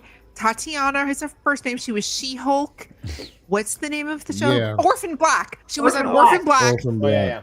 Yeah. Canadian shows. She was also in. Yes, it was She was so also in fucking- Pinky Blinders, I think. She was in Peaky Blinders, yes, Yeah. as well. But she is so, and she was Great Peaky Blinders. Isla. I remember being on a panel on JordanCon in 2022 talking about this, about like how substantive and how meaningful that conversation was with Perrin, and I can't. I might need to be mean, away for that week. I'm sorry. I've been multiple times talking about being a pacifist on these shows, and I Yes. always my piss off with Jordan is always he shows pacifism as passive. Yep. And real pacifism is incredibly active. You are out there. What you're they protesting, did- you're fighting, you're standing up, and so that scene where they're standing in a line, just taking hits, it blows my Yep. mind. Yeah, I want to see more of that. Like, I'm here for it. I love it. Oh my god, you guys! The back half of the season is going to be so fucking good. I cannot wait. Where is season 4? Amazon. Where the fuck is season 4? Right. I Read really it. want It'll be coming. Don't worry. I agree with you, Beth. Not to. I think what we have now is the seeds for the next 4 episodes have been firmly planted. Firmly. We're getting development with Rand. We're getting this emotional connection with Moraine again. This episode really was not filler at all, although it could have been considered a somewhat filler episode because it was. It was him diving into his past, right? So him achieving knowledge by not progressing, but by progressing, right? By going backwards. I think in anime those are called kind of fillers, but here this does drive the story along. Indeed, it sets up next episode pretty well. Well, go ahead. we already know that the next episode's titled Teleran Riyadh. Perfect. And, now we're we going to know- get we know- Egwin's boot camp. God damn it. Exactly. So that means And we're going to get. Drive the plot a lot. That's because 2 weeks of 0 Rand points. Son of a biscuit. cured them as the people of the dragon, and he became Kari Khan. He's got both tattoos now. So Right. it was a pretty big plot leap. But the world building that happened in this episode, which was seriously needed, because we needed to get beyond the Two Rivers Five's perspective of the world and realize there's huge history and everything's linked. Well, we know we're going to also probably get some new characters next week or this coming up week. Especially if we see, if they focus on Elaine and Nynaeve, I expect to see a Tom Maryland sighting very soon. Okay, so I have a theory. It might not be a popular theory, but I have a theory. Talk to me. So Tom is going to be present when Matt is hung in Tanchico. Because remember, Tom came across Matt in season 1, episode 3, and said, "Don't get yourself hung." That's true. Yes. So number 1, you're right. Number 2, I love it. 2, Nynaeve is going to channel for the first time, healing Matt. Oh, Actually, I This think season. they're setting up the boat thing already because she said, we're going on a boat? We're going on a boat. Yes, Yeah. exactly. But Yeah. my thing is, so But I agree I with do think the hanging is going to happen this season, and I do think we're going to see like Nynaeve is going to be pissed off at Matt because they're going to know what the door is, kind of sort of, because like some study at the White Tower or something, I don't know. And then he's going to go through the door anyway, and then she's going to see him. She's going to be pissed off because he's in that situation, and it's going to be Nynaeve's channeling moment for season 3. And also Tom is somehow going to be there. Like Honestly, I think Nynaeve's gonna be like our cliffhanger season finale. Is Nynaeve is drowning? She's done. Yeah. You think it's going to be? You think they're going to bring forward that plot line that far ahead? Well, I don't know, because I think that the big thing is going to be Moraine and Lanfear. Primarily because, especially after the visions, Moraine is going to hate Lanfear. After seeing thousands of times of them freaking going at it, I think that's going to finally put her over, and she's going to try to protect Rand, and we know what happens in the books. We're So I only think that's getting gonna 8 happen. seasons, right? Yeah. So they have to fast pace a lot. They do. They could They're definitely. not, they're not going all the way to there, though, that man. They're No. not going to that point. I I mean, don't I think could- they're going to go there. I think that might be our cliffhanger. I honestly Yeah. Hey, do. real I'm quick, telling you guys. this. Should be interesting. So here's the thing. I personally think that this is what's going to happen. We've been getting a lot of heavy drama. And what we haven't been getting a lot of, which Robert Jordan gave us a lot of in the books, is comic relief. And he did it in a lot of really cool ways. And one of the characters he used a lot to do this is Nynaeve Almira. Yeah. Oh my God, so many different ways with Luca, with her holding the flowers, with there's just so many ways. And I believe that we're about to get a lot of comic relief from Nynaeve now, especially with her Matt and her thing. Matt. I love it so much. Yeah, I have to say, one of the things I love about one of the things I like about the show is that they've healed the relationship between Matt and Nynaeve a little bit. It seems. Little. It's about to get worse. It's about to get really I don't bad. know. I'm not sure they'll go that route because even in the books, it's not. They're going that route. Like even in the books, I don't. Matt's think not Matt's not supposed to be likable though. He's not supposed to be. Any guy you know that's, if Matt was a real person and you knew a guy who womanized all the time, slept with your friends, drank all the time and gambled, and came in through the window on a chandelier every time, you would not want to see him all the time. Remember, they always say... May I disagree with you? Yeah, that's Wait, Shelly. Do it. That's just gay people. There's at least 5 characters in the books. There's at least 5 characters in the books themselves that say, it's funny how every time you see Matt, you have a smile on your face, but you're always, in the back of your head, you're like, oh God, it's Matt. Like, everybody says that. What are you going to say, Shelly? What are you going to say? Here's my disagreement. I think the show has done Matt differently. And I think the show has done Nynaeve differently. And I think it's like, A, we're missing the parts inside their head. And like B, like there's a scene in Tanchico where Nynaeve like kicks Matt in the butt. And then he like threatens to strangle her. Because I just recently reread that. And I think that's not in Tanchico. It's in Ebadar. Ebadar. But still, Ebadar. they're going to be taking a lot of the components from Ebadar and putting it in Tanchico. I really think I that's don't going to think happen. I don't think that scene has aged well, and I think they're going to take that out. And I'm hoping they heal that relationship between Matt and Nynaeve, because Robert Jordan, we all love Robert Jordan. We're on this show because we love Robert Jordan, and he wrote I love Nynaeve. She is my favorite character in the series. I think she has one of the best arcs. I relate to her as a character very strongly. Yes. There's times where her flaws, Robert Jordan writes her in a flawed way. And I'm hoping the show kind of fixes that relationship between Matt and Nynaeve. I don't think now what they've built, if they go into a place where they're like kicking each other in the butt and threaten to strangle each other, it's going to be a very odd story turn.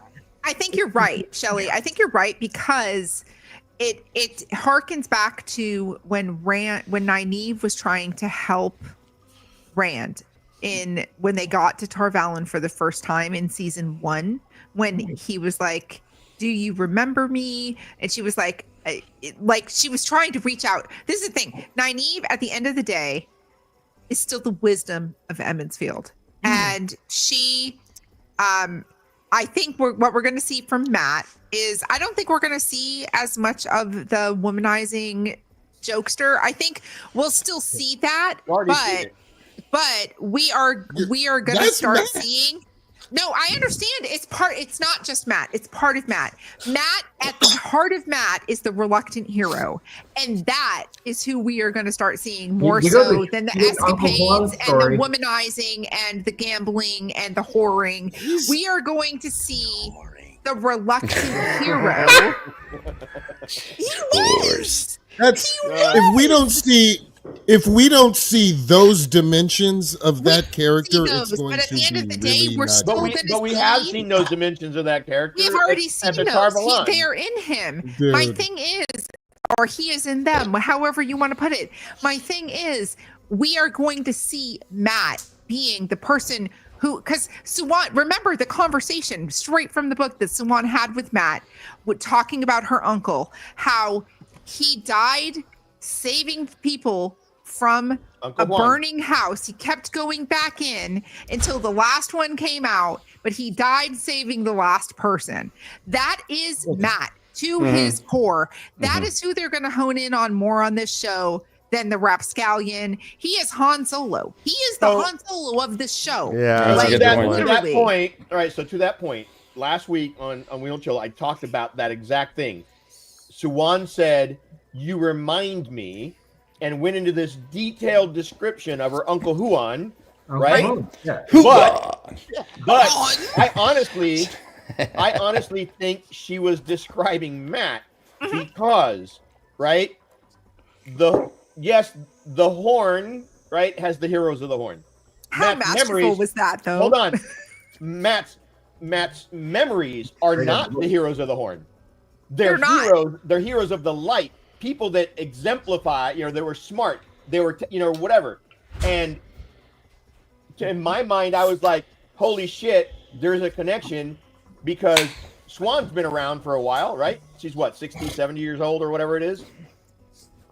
She isn't like a day over. Right. So she's like, whatever. Anyways, her Uncle Huan would have been centuries or decades before Matt was even born. So in my brain, I'm thinking, holy shit, maybe there's a connection there, that one of the memories in Matt's head, and he behaves a certain way around Swan, reminded Swan so much of her uncle because maybe he's in there. So let me ask you guys this. Oh, interesting. I don't know That's a about deep. that. I like that. I like it. Go ahead, Jansen. Absolutely. Well, no, what they say? I didn't see it. What they say? Oh, in the comments? Yeah. It was just. Oh no, it was TAVERN the. was saying that. TAVERN was saying that Matt's memory, that Swan was perhaps actually recognizing Huan as being one of the I heard that. personalities. Yeah. No, I heard that. So That's the pretty comment cool. was about the scene in the books, where Swan. So if you guys don't think Matt's gonna have that personality to his, He will, but it's gonna be. It's not gonna be his core. It's not gonna be the forefront of it. He's still gonna be that guy, but they're not gonna make that like the thing you focus on when it comes to Matt. Okay. So that being said, How's he going to find out that he gambles, that he has the luck? I mean, he already Good. gambles. In Tanchico, I guarantee you it's in Already Tanchico. gambles. But by gambling, He's not a and winner. carousing, though, right? No. Yeah, but he's already a gambler. He already does it. So he's going to start winning instead of It's losing. one of his addictions. Like, yeah, he already is a Yeah. gambler. That's already. But I think Jansen is saying his luck hasn't happened yet. We haven't seen any manifestation. He is a gambler. Is the luck going to be as a result of the fins? I think so. And do you guys? And also, Mm. do you think he's going to marry Tuan? Do you think he's going to be with her? Yes, that's still going to happen. I think they're going to need them because otherwise, how do they resolve? Because I'm telling you right now, Matt has to be a dislikable character to a lot of these women. He has to. The very fact that he can't be touched by the power, and then he is flippant with them, is part of his. Yeah, but his that's entire fine. But makeup. Nynaeve is different. Nynaeve knew him when he was like 6 years old. That She used to beat his relationship ass. is going to be different. Like, Okay. and you also have to understand that they have this whole interaction with Min now that wasn't in the books. So Min being there Min and is a Min comedy relief. essentially being his bestie, she is becoming his wingman. Like they are. She is Brigitte for Matt. Oh, you in the think- Right. I Aludra, don't know if Brigitte, we're yeah. gonna I don't know if we're going to see Aludra. I don't know if we're going to see Brigitte as far as main You know, characters, well, right? do you think Aludra might be Leandrin's granddaughter? I have no idea. I haven't thought that far into it. I just Oh, think gosh. that Matt is going to Why are you doing have that to me, Jansen? some characteristics that aren't going to sit well with some people because that's Matt. But the other thing that makes Matt such a compelling character is his unwillingness to be a hero, but he always does the right thing at the end. When push comes to shove, Matt always Yes, chooses the I right agree with thing that, to definitely. do. Well, he So didn't. Matt is- Well, in the can I- show, I he wanna left address his something. friends though, so I don't know if that's our He Matt. didn't have a Well, choice. okay, because so fucking Barney Harris didn't come Right. back. Yeah, That's that why was- he In the left his books, he was the But it's villain. canonical. That's a rewrite that they had. Well, to let do. me ask you guys. They had to So do we heard the name Mazrim Taim for the first time in this episode as well. Team Andred. Are we getting Team Andrew? Go ahead, Jorge. I die on that hill. Okay, so my theory on that is this: that Or Team Although- Odian. although Amiko and Joya were both telling stories, right? And they were lying. The best lies are the ones that have some kind of truth to them. So True. they said, one of them said, Wait a second. Who are you oh, quoting? Who are you quoting? Who are you quoting? Who is that? Alviran? No. What quote? What about the best lies are the ones that's not from the books. That's from just Yeah, it is. It's from the books. Yeah, but somebody said that outside of the books. I think it was taken. It's a very yeah. normal I phrase. think it might be War and Peace. So the bottom line is this, right? One said she was Just going peace, brother? to Saldea to find Mazrim Taim, right? Mazrim Taim, and the other one was she's heading for Tyr to help a Forsaken get Kalendor that he wants for himself, right? So we know it's a male Forsaken, and they mentioned Forsaken and Mazrim Taim in the same basic scene, Yeah, good point. right? And those are name drops that you wouldn't find together unless they're planning on doing something with that. That is excellent work, my friend. That is filmmaker shortcut for bad guy. Yeah. All right, Now, ladies and gentlemen, I do have let me. a question. Oh, Sorry. I'm going to jump in here with some program stuff to do. If you haven't right. already, like and subscribe to the channel, Yeah, and please do. we're gonna bring in the lovely Case Sedai. Case Sedai, I love you. She's- And you guys, I have to She's jet in just a couple of the minutes. official sponsor of this episode, and this is going to be her promotion of her new project. Case Sedai, take it away. Thank you so much, Ryan. I appreciate the intro. I'm very excited to announce that we have a new channel being created with none other than yours truly and Matt's Dagger, MR Howley, and the lovely Mistress Dovey. This is going to be an all 80s cinema chit chat, dive right in, like let's discuss. We're starting with one movie at a time, starting this Saturday, the 29th, March 29th. And call what? They want to be included. Call us when you talk about Okay, yes. No, let me know if you want to be included in this. We're just going to have so much fun. It's just about getting together and talking about 80s cinema and all that has aged rather poorly, but also that's just so exciting. It's so fun. So yeah, we're all super stoked about it. It is called At Watch Brats. You have to type in At Watch Brats with an S, not a Z, at the end. We've only got like 2 little shorts up because we just started a super baby channel. But if you guys would join us there and hit that subscribe button and grab your dancing shoes, because this week we're talking about Footloose. Gotta get Hey. Yeah, so it's going to be a lot of fun. I hope to see you all there, and we're very excited about it. Fantastic. Hey. Well, thanks, guys. Well done, Kay. I All think right, you did everyone. an S to that. It's Yeah, just brats. at Watch Brat. It's supposed to be at Watch Brats. At Watch Brats with an S at the end. Yes. Just Oh, saying. thank you. Thank you so much. I'll try to type something quickly into chat, which has been where I've been watching your show this whole time. There you go. Thank you guys so much for letting us promo that. We're so excited about it. All Yeah. right. Emmy, Congratulations. We'll see you on Tuesday. Bye. Bye. Bye. All right. And I need God to get damn ready it, to this- go myself, you guys. All right, Okay, Beth, yeah. you going to Twitch tonight? I am starting a replay of The Last of Us Part 2 because season 2 of The Last of Us is coming out in about a month on HBO. So I am starting a replay of The Last of Us Part 2. Awesome. Okay, here's your link Oops, tree. sorry. Thank you, Matt Stagger. Oh, That's by the way, you're decreasing the estrogen on the show by like 50%, and I'm very sad about that. I'm very sad. I'm sorry, but Dad Swing Dad could probably Swing, go grab put a on a wig. wig and. Yeah. I got a dress right over here. But We're what I fine. was going to say, I really very quickly, I am starting a partner push on Twitch to get partner by the end of the year. I've been averaging about 60 viewers. I need to average 75 viewers over 30 days. So I'm starting a partner push on Twitch. So even if you're not like a fan, just like have me open and tabbed open on Twitch when I'm streaming. You don't have to listen to me. You don't have to watch me. Just mute it. But yeah, just mute it. And so I've been I had like this morning, I got 30 new followers when I was streaming, and I got 130 new followers on TikTok.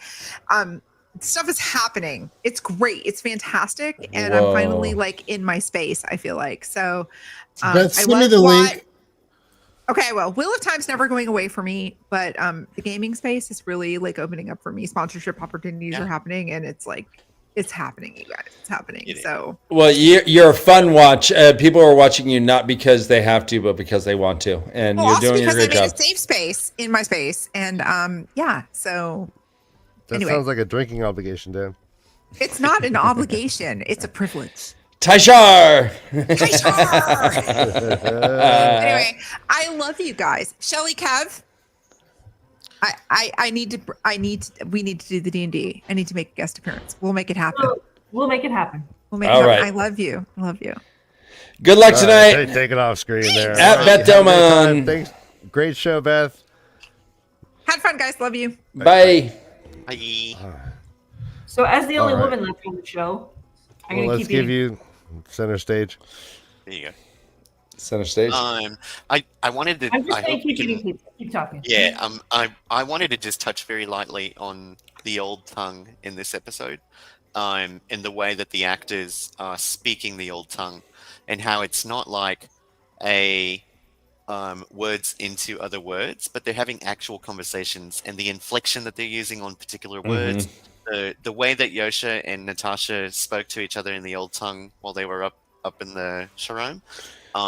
It was a conversation, and it was so incredible because I remember there's a couple of interviews with like Donald Finn and a couple of the other characters that have to speak the old tongue, and they're saying how when they're learning the old tongue, they're learning it this way, that it's an actual conversation, and which words to actually inflect, and which words to how would you speak the old tongue if you were you in the Age of Legends. And so it's really incredible to watch. The translations are pretty incredible, and I was trying to translate the Wheat song, and they're just doing a great job of like incorporating the old tongue into the show. So, Dad Swain, I'm glad you brought up the old tongue. When Rand was first speaking the old tongue, it was when he was receiving the Cora tree from LaChapussy.com. And he it was a little stilted, right? And I was like, oh, but he was talking to his boss. And when he was talking with Mirren, who I guess technically was his boss, but they were a bit more like casual about it, it seemed so effortless. And they weren't just saying words, they were responding. They were acting with and it's all made up shit. It's all just pretend words, but the emotion really came out. Yeah. And so I saw that he wasn't just being stilted. That was the role that Aiel was playing at that time, because it was a really formal thing. And it's amazing because, like, when you're learning a language, you get to this point where you've got the vocabulary down, you've got the syntax down, you've got the verbs down, but you're still kind of speaking like a book or a robot in some ways. And then at some point, you begin to talk like yourself in this new language or this other language, and the light bulb goes off, and suddenly you feel more fluent. You're able to convey your own emotions in this language that you've learned. So to have them do that in a completely like created language, I think is pretty intense. Jansen, have you ever had to learn a fake language? I have not, but I have been on a ton of sets that have, and specifically Star Trek. And they've been doing it on Star Trek for years. Yeah. It is wonderful. I mean, and it's not as hard as you might think. At least for me. I mean, it's not, because words are words. You know, if you got them, you learn them. You know, if they're words, they're words. So You guys once in you the actually background- learn them, You guys sit in the background going peas and carrots, peas and carrots, peas and carrots. Rutabaga. Like for the background extras that aren't supposed to act like they're talking. Rutabaga. Peas and carrots. oh my God. Jansen, we have seen you in costume before, but have you ever been in a makeup situation like Joshua went through when he became Viking Rand and he became, I have. I mean, I'm not on one show, but I have been in intensive makeup before where it completely changes me into somebody else. Yeah, I've been on that and a number of times. But, you know, to go through what he went through, I mean, this show is going to put him on the map. I mean, I got to tell you, if they don't make any more series, it's going to be because the actors have gotten too big and cost too much. That would suck. I'm telling you right now, Yosha is going places, dude. After this shit, man. Talk to me, Shelly. Oh, I want to agree with Jansen because I saw that scene and I thought that could have been done so poorly. Like it could have looked so cheesy. It could have looked so fake. And that's one of the reasons why I actually like this episode, where I haven't liked a lot of the show, is it didn't look like that. It looked real. It's a very fantastical thing they made look very real. And I was very impressed by that.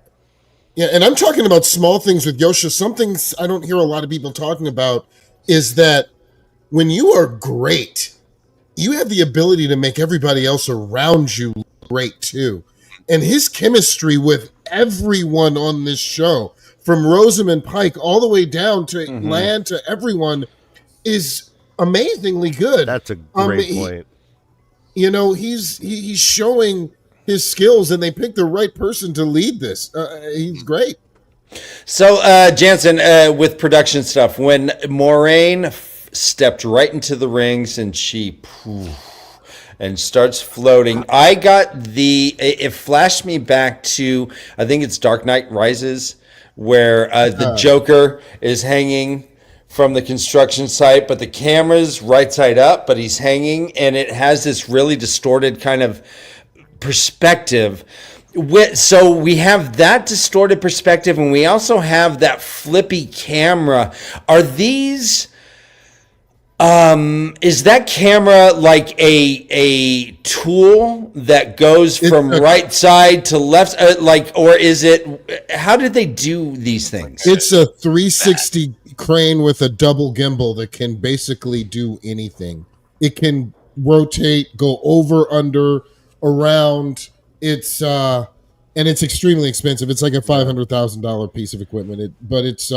And then of course with green screen and with harnesses and everything, that they had her up on all that. So we had so just for example, the scene where Moraine is bowing and said, "I swear to you, the Dragon Reborn." It looked like they were maybe in the Two Rivers, or at least there were some provincial folk in a circle that swung around. That was about 7 seconds. How long did that take to film and do? We were getting so many of these 6 or 7 second clips. Are these a day long shoot? Sure. Yeah. Easy full day. Some too. Easy full day. Some too. I was just on 911 like 2 days ago on a scene that literally was like 30 seconds. We filmed that for 3 days. It's like, it's totally, absolutely. That each one of those took forever. I mean, you got to consider costume, makeup, everything, dude. Last looks, then you got to film it. You got to do probably 60 different times. The only good thing was there wasn't a lot of like dialogue in those, so they didn't have to like spin sound or anything. But I mean, yeah, totally. But so that was all practical, though. That wasn't computer flipped or anything. That was an actual practical I'm camera. Sure. It's a camera. Yeah, you can see it in the one of the behind the scenes explanations of this. I don't like spoilers, Aaron. No, I'm telling you. So I don't watch that stuff. No. Why was Lance here using a sword? Who is this Randall Thor? Yeah. What? Yeah, on one of those behind the scenes, you can actually see the camera working and how they're moving. It's pretty awesome. Maybe I might reconsider. I don't watch those either. Oh, we lost Jansen. No, we lost TAVERN. No, Jansen's talking. We can't hear him. Jansen can't hear you, buddy. The light on your microphone turned off. Your light on your microphone turned off. So, can you hear me now? Yeah, now we hear you. Okay, you said why was Lanfear using a sword? Yes. Mm-hmm. Now there is a sword that possibly could be one of the swords that killed Rand. When all of the Borderlanders got together for the Pact, who was Tisau Tyrannel? You know that one from the books? One of them, what's her name? Atheniella? Her sword bearer, what's his name? Lord Aldari, who's actually gay, carries the sword of Kuru Khan. And that sword was possibly meant to kill Rand. For the Borderland Nation. Yes. Not Saldea. No, not Sildea. Of Kandor, I believe. Kandor, yeah. Yes. Kandor, because they had the problem. Now there's a super deep dive. Down, and they had to ask him the question. If he answered incorrectly, he lop his head off. Like the knights who say Neep? I think that was at the end of Winter's Heart. Yep. You mean the Lords of Unusual Walks? So that was how they had their own family prophecy that they passed down. They didn't answer the question the right way. Let's talk about this female Sa'angreal. Sarkin or Sarukin? Sarkonnen. So this is this in the books, Jansen? Yes, but in the books it's a male Sa'angreal that's used by Demon Dread when he comes over with the Sharans. And it's called Sigourney. And now it is, now in the book, every single one of these Sa'angreal have a counterpart. Now, Sakarnan in the book had a counterpart, which was Vora's Sa'angreal in the White Tower. Right. Now, I'm not sure, they showed that the best when Mazrim Taim was using it to fight Egwene while she was using the other one. And, Kalendor never really had a counterpart. Now, a lot of that has to do with the fact that it was a Sa'angreal for the true power, but they never really had one. So I don't mind him taking that out. Are these replacing the Cohen Call? Yes, I believe they are. I hope not too, but we haven't seen any statues yet or anything like that. We also had the exposition from, I think it was Lanfear, talking about maybe it was Latra, but about there being two. It was Latra. About there being two. Latra pussy to come. And they talked about the other one being in tier. Powerful ever made, and they're the only two that are mentioned. Yeah. Well, what we have is we learned that this is the counterpart to Kalendor. So it says Kalendor is just for males. This Sarkinen is for females. So to me, this is the Cohen Call in just different forms. But also, do you also see what she did too? She also said that the Kalendor would be protected by violence, and that Sarkonin would be protected by peace. Basically, making that the sign of the the women and men and the behind me. Yeah. Right. Are they going to cleanse the taint? The taint has come up. We haven't really heard it with Rand this season at all. The taint has taken a back seat, doesn't it? Rand went into depth about what it's like. When he was going around his hand. Oh right. Okay. Yeah, he did talk about it. Yeah, you're right. And that every time he channels, he gets a little bit more mad. Okay, yeah, you are right. Sorry about that. I think it's a little too early for him to kind of ponder that. But I think that we had that sort of nod to it when Varen was teaching the girls how to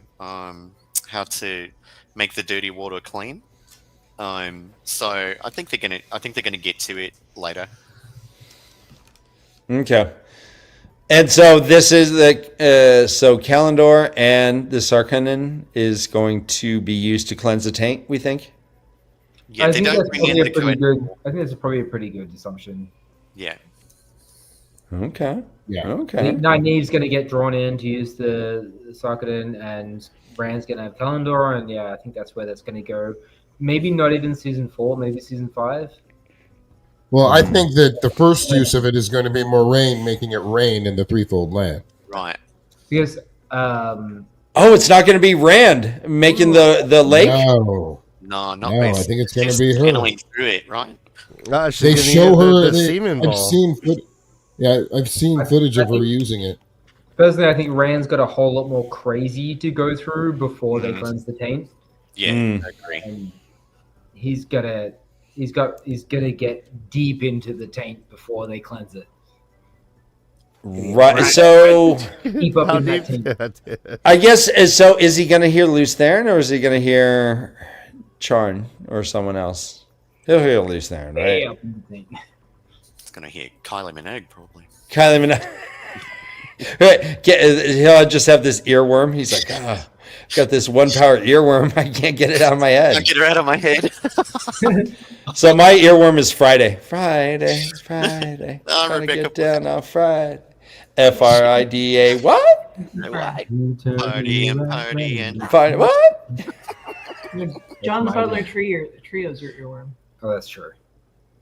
Zebra by John Butler Trio. I like how they Latra Preze Deku puts the Sarkinen in the tree, and then thousands of years later, I think at first I had to noodle out that scene because I was kind of like, how did Moraine just go and be like, oh look, there's an egg, and I think she had mentioned that the White Tower knew that Avendasora was with the Aiel, but they didn't know where, and so I wonder if the idea of and within Avendasora, there's a Sa'angreal or something like that, tipped her off. Well, when she walked in there, she told Rand I think she felt it calling to her.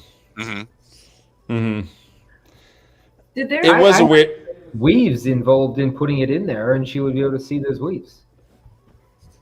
There's no like metaphysics in the books or the show that says that weaves fade away in time. in terms of like if the weave is still effective, it's still there for them to see.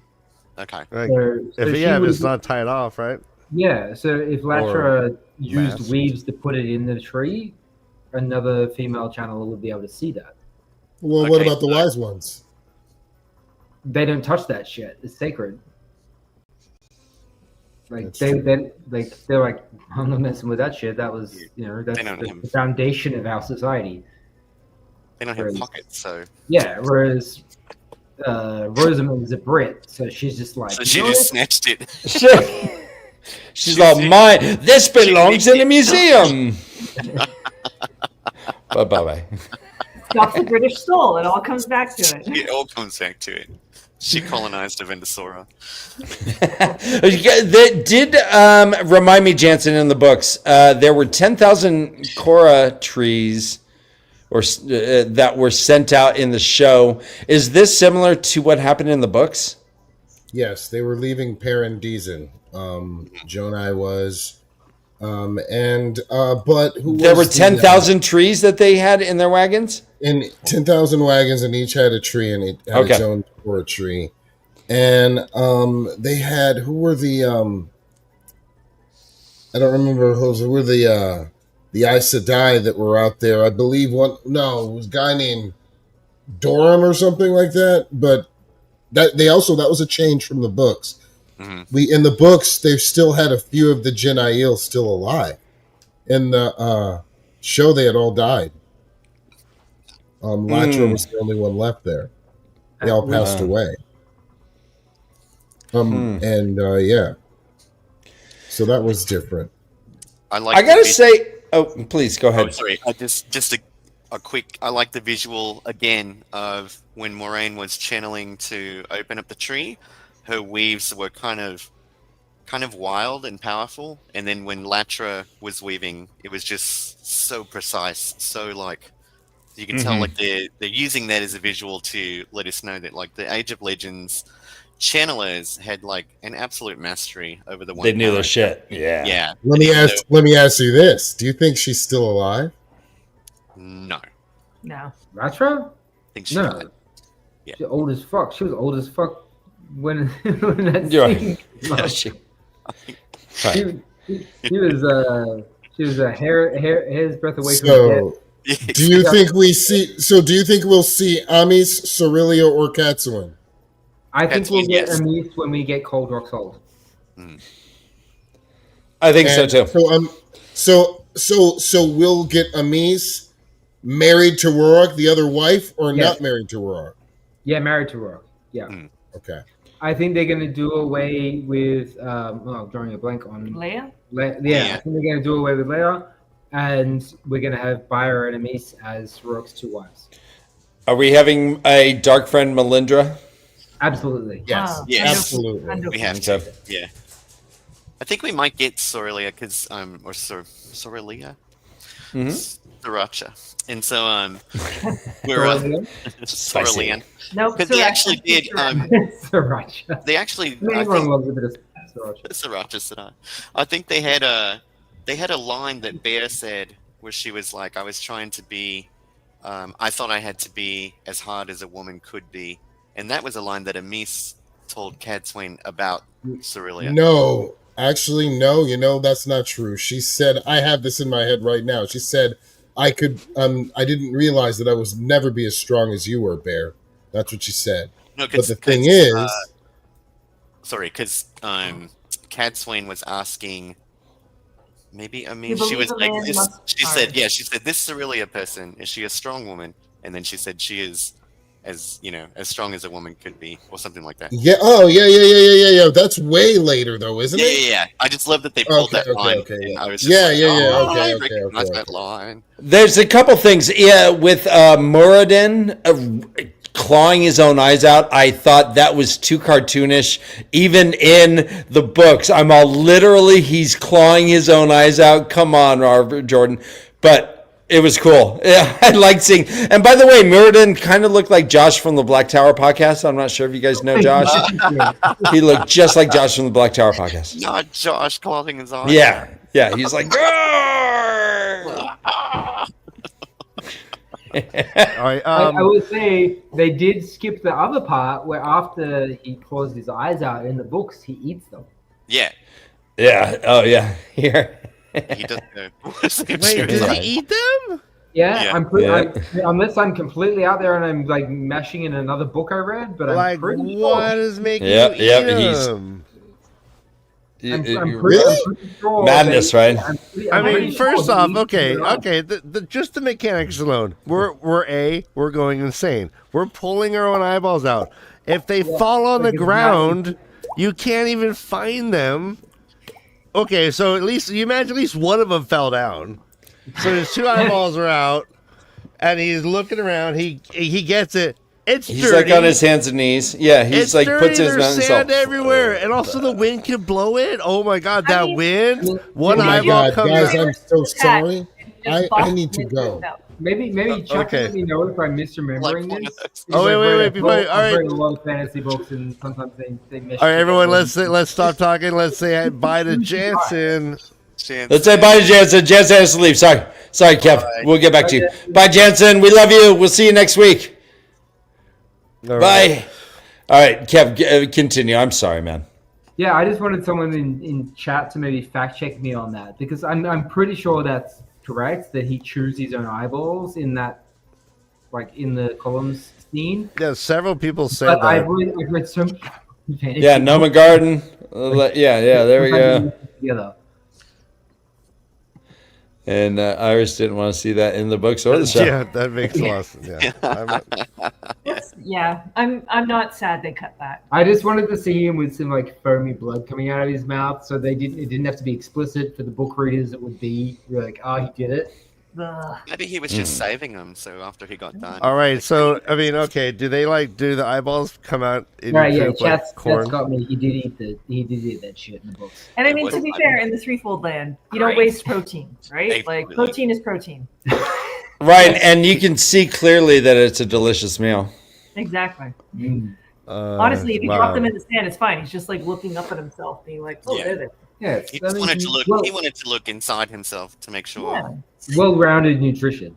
You know, in a lot of cultures, the eyes are a delicacy of an animal. Have you ever eaten an eye, like a fish? I eye? have.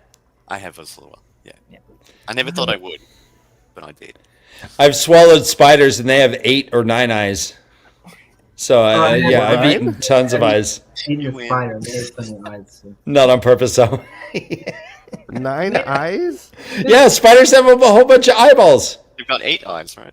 8 or 9. They have 8 legs, so I think they have 10 eyes or something like that. All right, so let's. How many times did you cry during this episode? Oh, God. None. Kev cried 0. historically. I cried once during the episode, but then I cried again when I watched the episode again. Oh, at the same part or like a different part? Exactly the same part. Same Actually, part. the same part. Yeah. Yeah. Why is one, Shelly? Do you feel like you have to hold hold in your emotions? Are you Murderer? threatened by Kev's emotions? Is that why you didn't cry? No, She's just tougher than One of you need to be strong. Is that what it is? Notorious pacifist, follower of the way of the leaf. No better way. The way. All of the right. So, leaf. by the way, watching these episodes, I don't necessarily hear that someone should follow the way of the leaf from a stranger's point of view.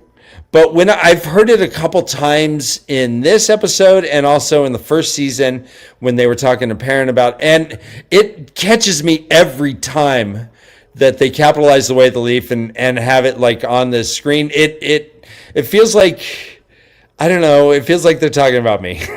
So They want. Us. I'm like, wait, what? What did I miss? No. follow the way of the leaf. Yeah, I you're don't like, know. What? Did someone? I can help. So it's gratifying every time that I hear that. I'm like, yeah. People should follow the way of the leaf. You should. I just want to address Ryan's comment. I love that Kev gets emotionally into shows. Like, I think that's a beautiful part of, like, you know, all sorts of masculinity. And I cry all the time. He can attest. The Hobbits, I've cried multiple times in The Lord of the Rings. That Okay. I've seen so many times. I'm usually a tearer, but I think in this one I knew what was coming, so I was prepared for it. Okay. But the first, like I said before, season 1, when they're standing in that line getting hit, and it just reminds me of Selma. and Martin Luther King Jr. and all those. That I'll bawl every time. Beautiful. I clearly am just kidding. But yeah, that's fun. So you have simultaneously cried at the same time. Or you don't just alternate like an on and off. No, we switch off. We do. We alternate. Yeah. A green torture scene. With, in season 2, that with Rena. Yeah, but it's when we get to land, and Shelley just laughed. Like, but when we get to land, saying, I hear humor's weird. You'll see me gush. Okay, yeah. I would say every time I read, we're full spoilers, right? The dinner with Elida. The dinner with Elida that kills me every time. Yeah, and every time Nynaeve comes to land and is like, "What the fuck, man? Like, you're gonna ride to Malkiri and you're gonna recruit." That's when I lose my shit. Yeah, I cry when Nynaeve is at the bottom of the ocean and it says, for the first time in her life, she's surrendered, and I'm kind of like, yeah. Now that's gonna get me because I never really thought about it that deeply. It's so deep. Yeah, like in life, I'm not really a crier, and then in the books and the show, I don't know. It's waterworks. I can't help myself. Every time, I honestly, fuck all really will make me cry. But for some reason, these books, because they've been such a big part of my life for so long, now when I watch the show, it just guts me. Yeah. Oh, yeah. And I'm looking at moments that I've sort of captured in my mind over the last 30 years and not really had a community to share it with, I think. And so then watching like human beings move and breathe and speak these lines, it's almost like it's jumping out of the television. Like when she was like, "Hide your face." I don't want to. God, I can feel myself starting to cry now. Who are you? Hide your face. I don't want to see my son's face on a killer. It just, I don't know, man. It gutted me. I was just like, "Oh God!" And and even reading it like on the page, it just, I don't know. There's something truly emotional about it that just gets me. I remember specifically when we were doing our show and we were talking about Rand pulling Tam through the forest while he was having his fever dream. And as I was talking about it on the show, I started breaking, really cracking. Like it hit me hard, just what Rand was hearing and just the anxiety of the whole situation. Like suddenly just punched me right in my cry balls. It hit me right in my cry balls, and I had to cry. There's a scene in the book where Moraine stepped over a wall, and I just started. No, I'm just kidding. I'm not. You know what? Every time Moraine wears a cool farm hat, I get a little weepy. I started weeping. When she looks like farm hat and the sun gets in your eyes. That's the problem. It's like Little House on the Waste. Not the Prairie, the Waste. Moraine Ingalls Wilder. Yeah. Well, guys, that was episode 4. I think you've heard that we all appreciated this episode as not only TV, but part of our love of the series itself. This really has affirmed a lot for me to a certain degree, and it makes me really looking forward to the next episodes, which I haven't had every time. You guys are doing well, Amazon and Rafe. Keep it up.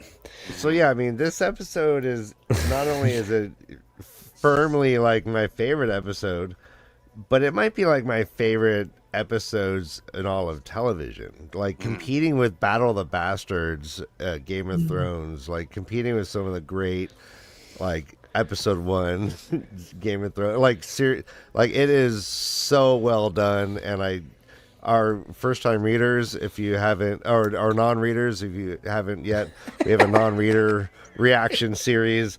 They go through each episode. It's really fascinating to see what they like catch on to, what their predictions are.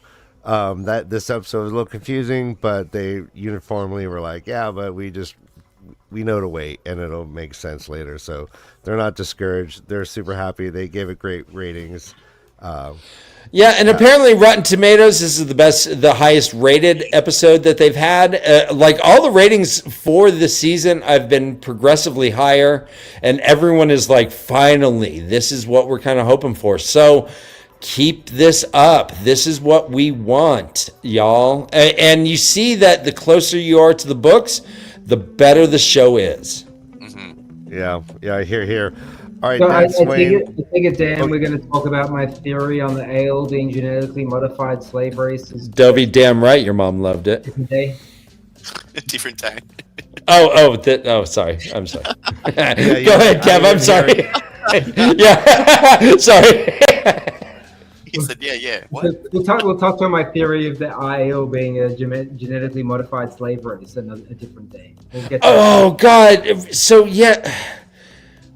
Yeah, no, that's Kev and I were topic. talking about the IEL, and he has the best theory I've ever heard, Ryan. Oh my. Okay, no, yeah. Let's save it. We got plenty of time. We'll save it. We'll save it. Yeah. Once we get back into Tavern Talk proper, we'll get in all that. That sounds awesome. Well, Dadswain, where can we find you? You can find me on Instagram and Twitter, X, and also on Blue Sky. On the names are different, but if you just look up Dad Swain Sedai, I think I'm the only Dad Swain Sedai in existence. So that's where you can find me. Real quick question: did anyone see the Gray Man? Apparently, there were 8 appearances of the Gray Man before he attacked. Did anyone see him? I saw him in the window, but I did not know that's what I was looking at. Watch it again and look for this. I definitely saw a flash of him in a doorway and maybe somewhere else, but definitely not 8 times. No, I'm not observant, so I only saw him when he was stabbing. It was like, where's Waldo? I guess. It's fun. I'm sorry, Yeah, but it was fun. Waldo. Okay. And Wise One, Shelly, what do you got going on? You know what? I got nothing going on right now, and it's great. I'm living in Toronto, working and volunteering, and I just suggest everyone go out and connect with your community because that's what I've been focusing on the past 2 years, and it's great. Well done. I do recycling stuff, and I work for a not-for-profit as a volunteer, and I paint art locally in my community, and I think everyone should go do that. I mean, what if you don't like your neighbors? On a different community to Yeah. go do this. Yeah, just how far can I away from my neighbors can I travel and still call it my community? That's a personal question. Yeah, I've just come to Toronto. We have free art nights, and we have free music nights, and we make music in the park, and we watch movies together. It's great. Toronto's a pretty cool place, man. There's worse places to live. Yep. No, I like a polite society instead of just be polite. Just be polite. Bare Yeah. minimums, Yeah, I bare got nothing minimums. going on right now, and it's the way I love to be. All right. Well, Awesome. thank you for joining us. Kev, do you have anything to promote? Oh, absolutely not. No. Okay. I have the easiest life that has ever been lived. He's my personal chef. Do you have soft hands? So I moved Very from soft Australia. hands. I'm in Canada to be with Shelley, Aw. and all I do is I cook and I clean and I try to keep her happy and give her space to go and do all the community things she likes, and I get to indulge in all the nerdy things that I like. And life is really fucking good. It's Yeah. No. You And every you're once so in a while, happy. jump into America to see your friends, right? Yeah, and then once in a while, our friends let us come and talk about nerdy stuff on the Way of the Leaf, which is great. Yeah. You guys, it's been too long. You guys are awesome. I really do enjoy every time you're on it. And sorry the mic isn't so great this time, but we'll get you better. So that has been our episode. You guys are awesome. Thank you, everyone, for joining us. This is fun to talk about. It's fun to watch, and it's fun to share with you all. Please find us on Blue Sky and Discord, and we have a show on Tuesdays as well. So hit the bell so you can know when we are doing our gigs. Other than that, we love you and are proud of you. Thank you so much. Remember, we got Patreon. Hey, we love you, and as always, run Look for how your late. lives. Look how late. Look how late. Twatcast. I know. Hey I guys. know. All right, maybe he caught up on double speed and then finally caught up in the end. All right, run for your lives. This is the Way of the Leaf.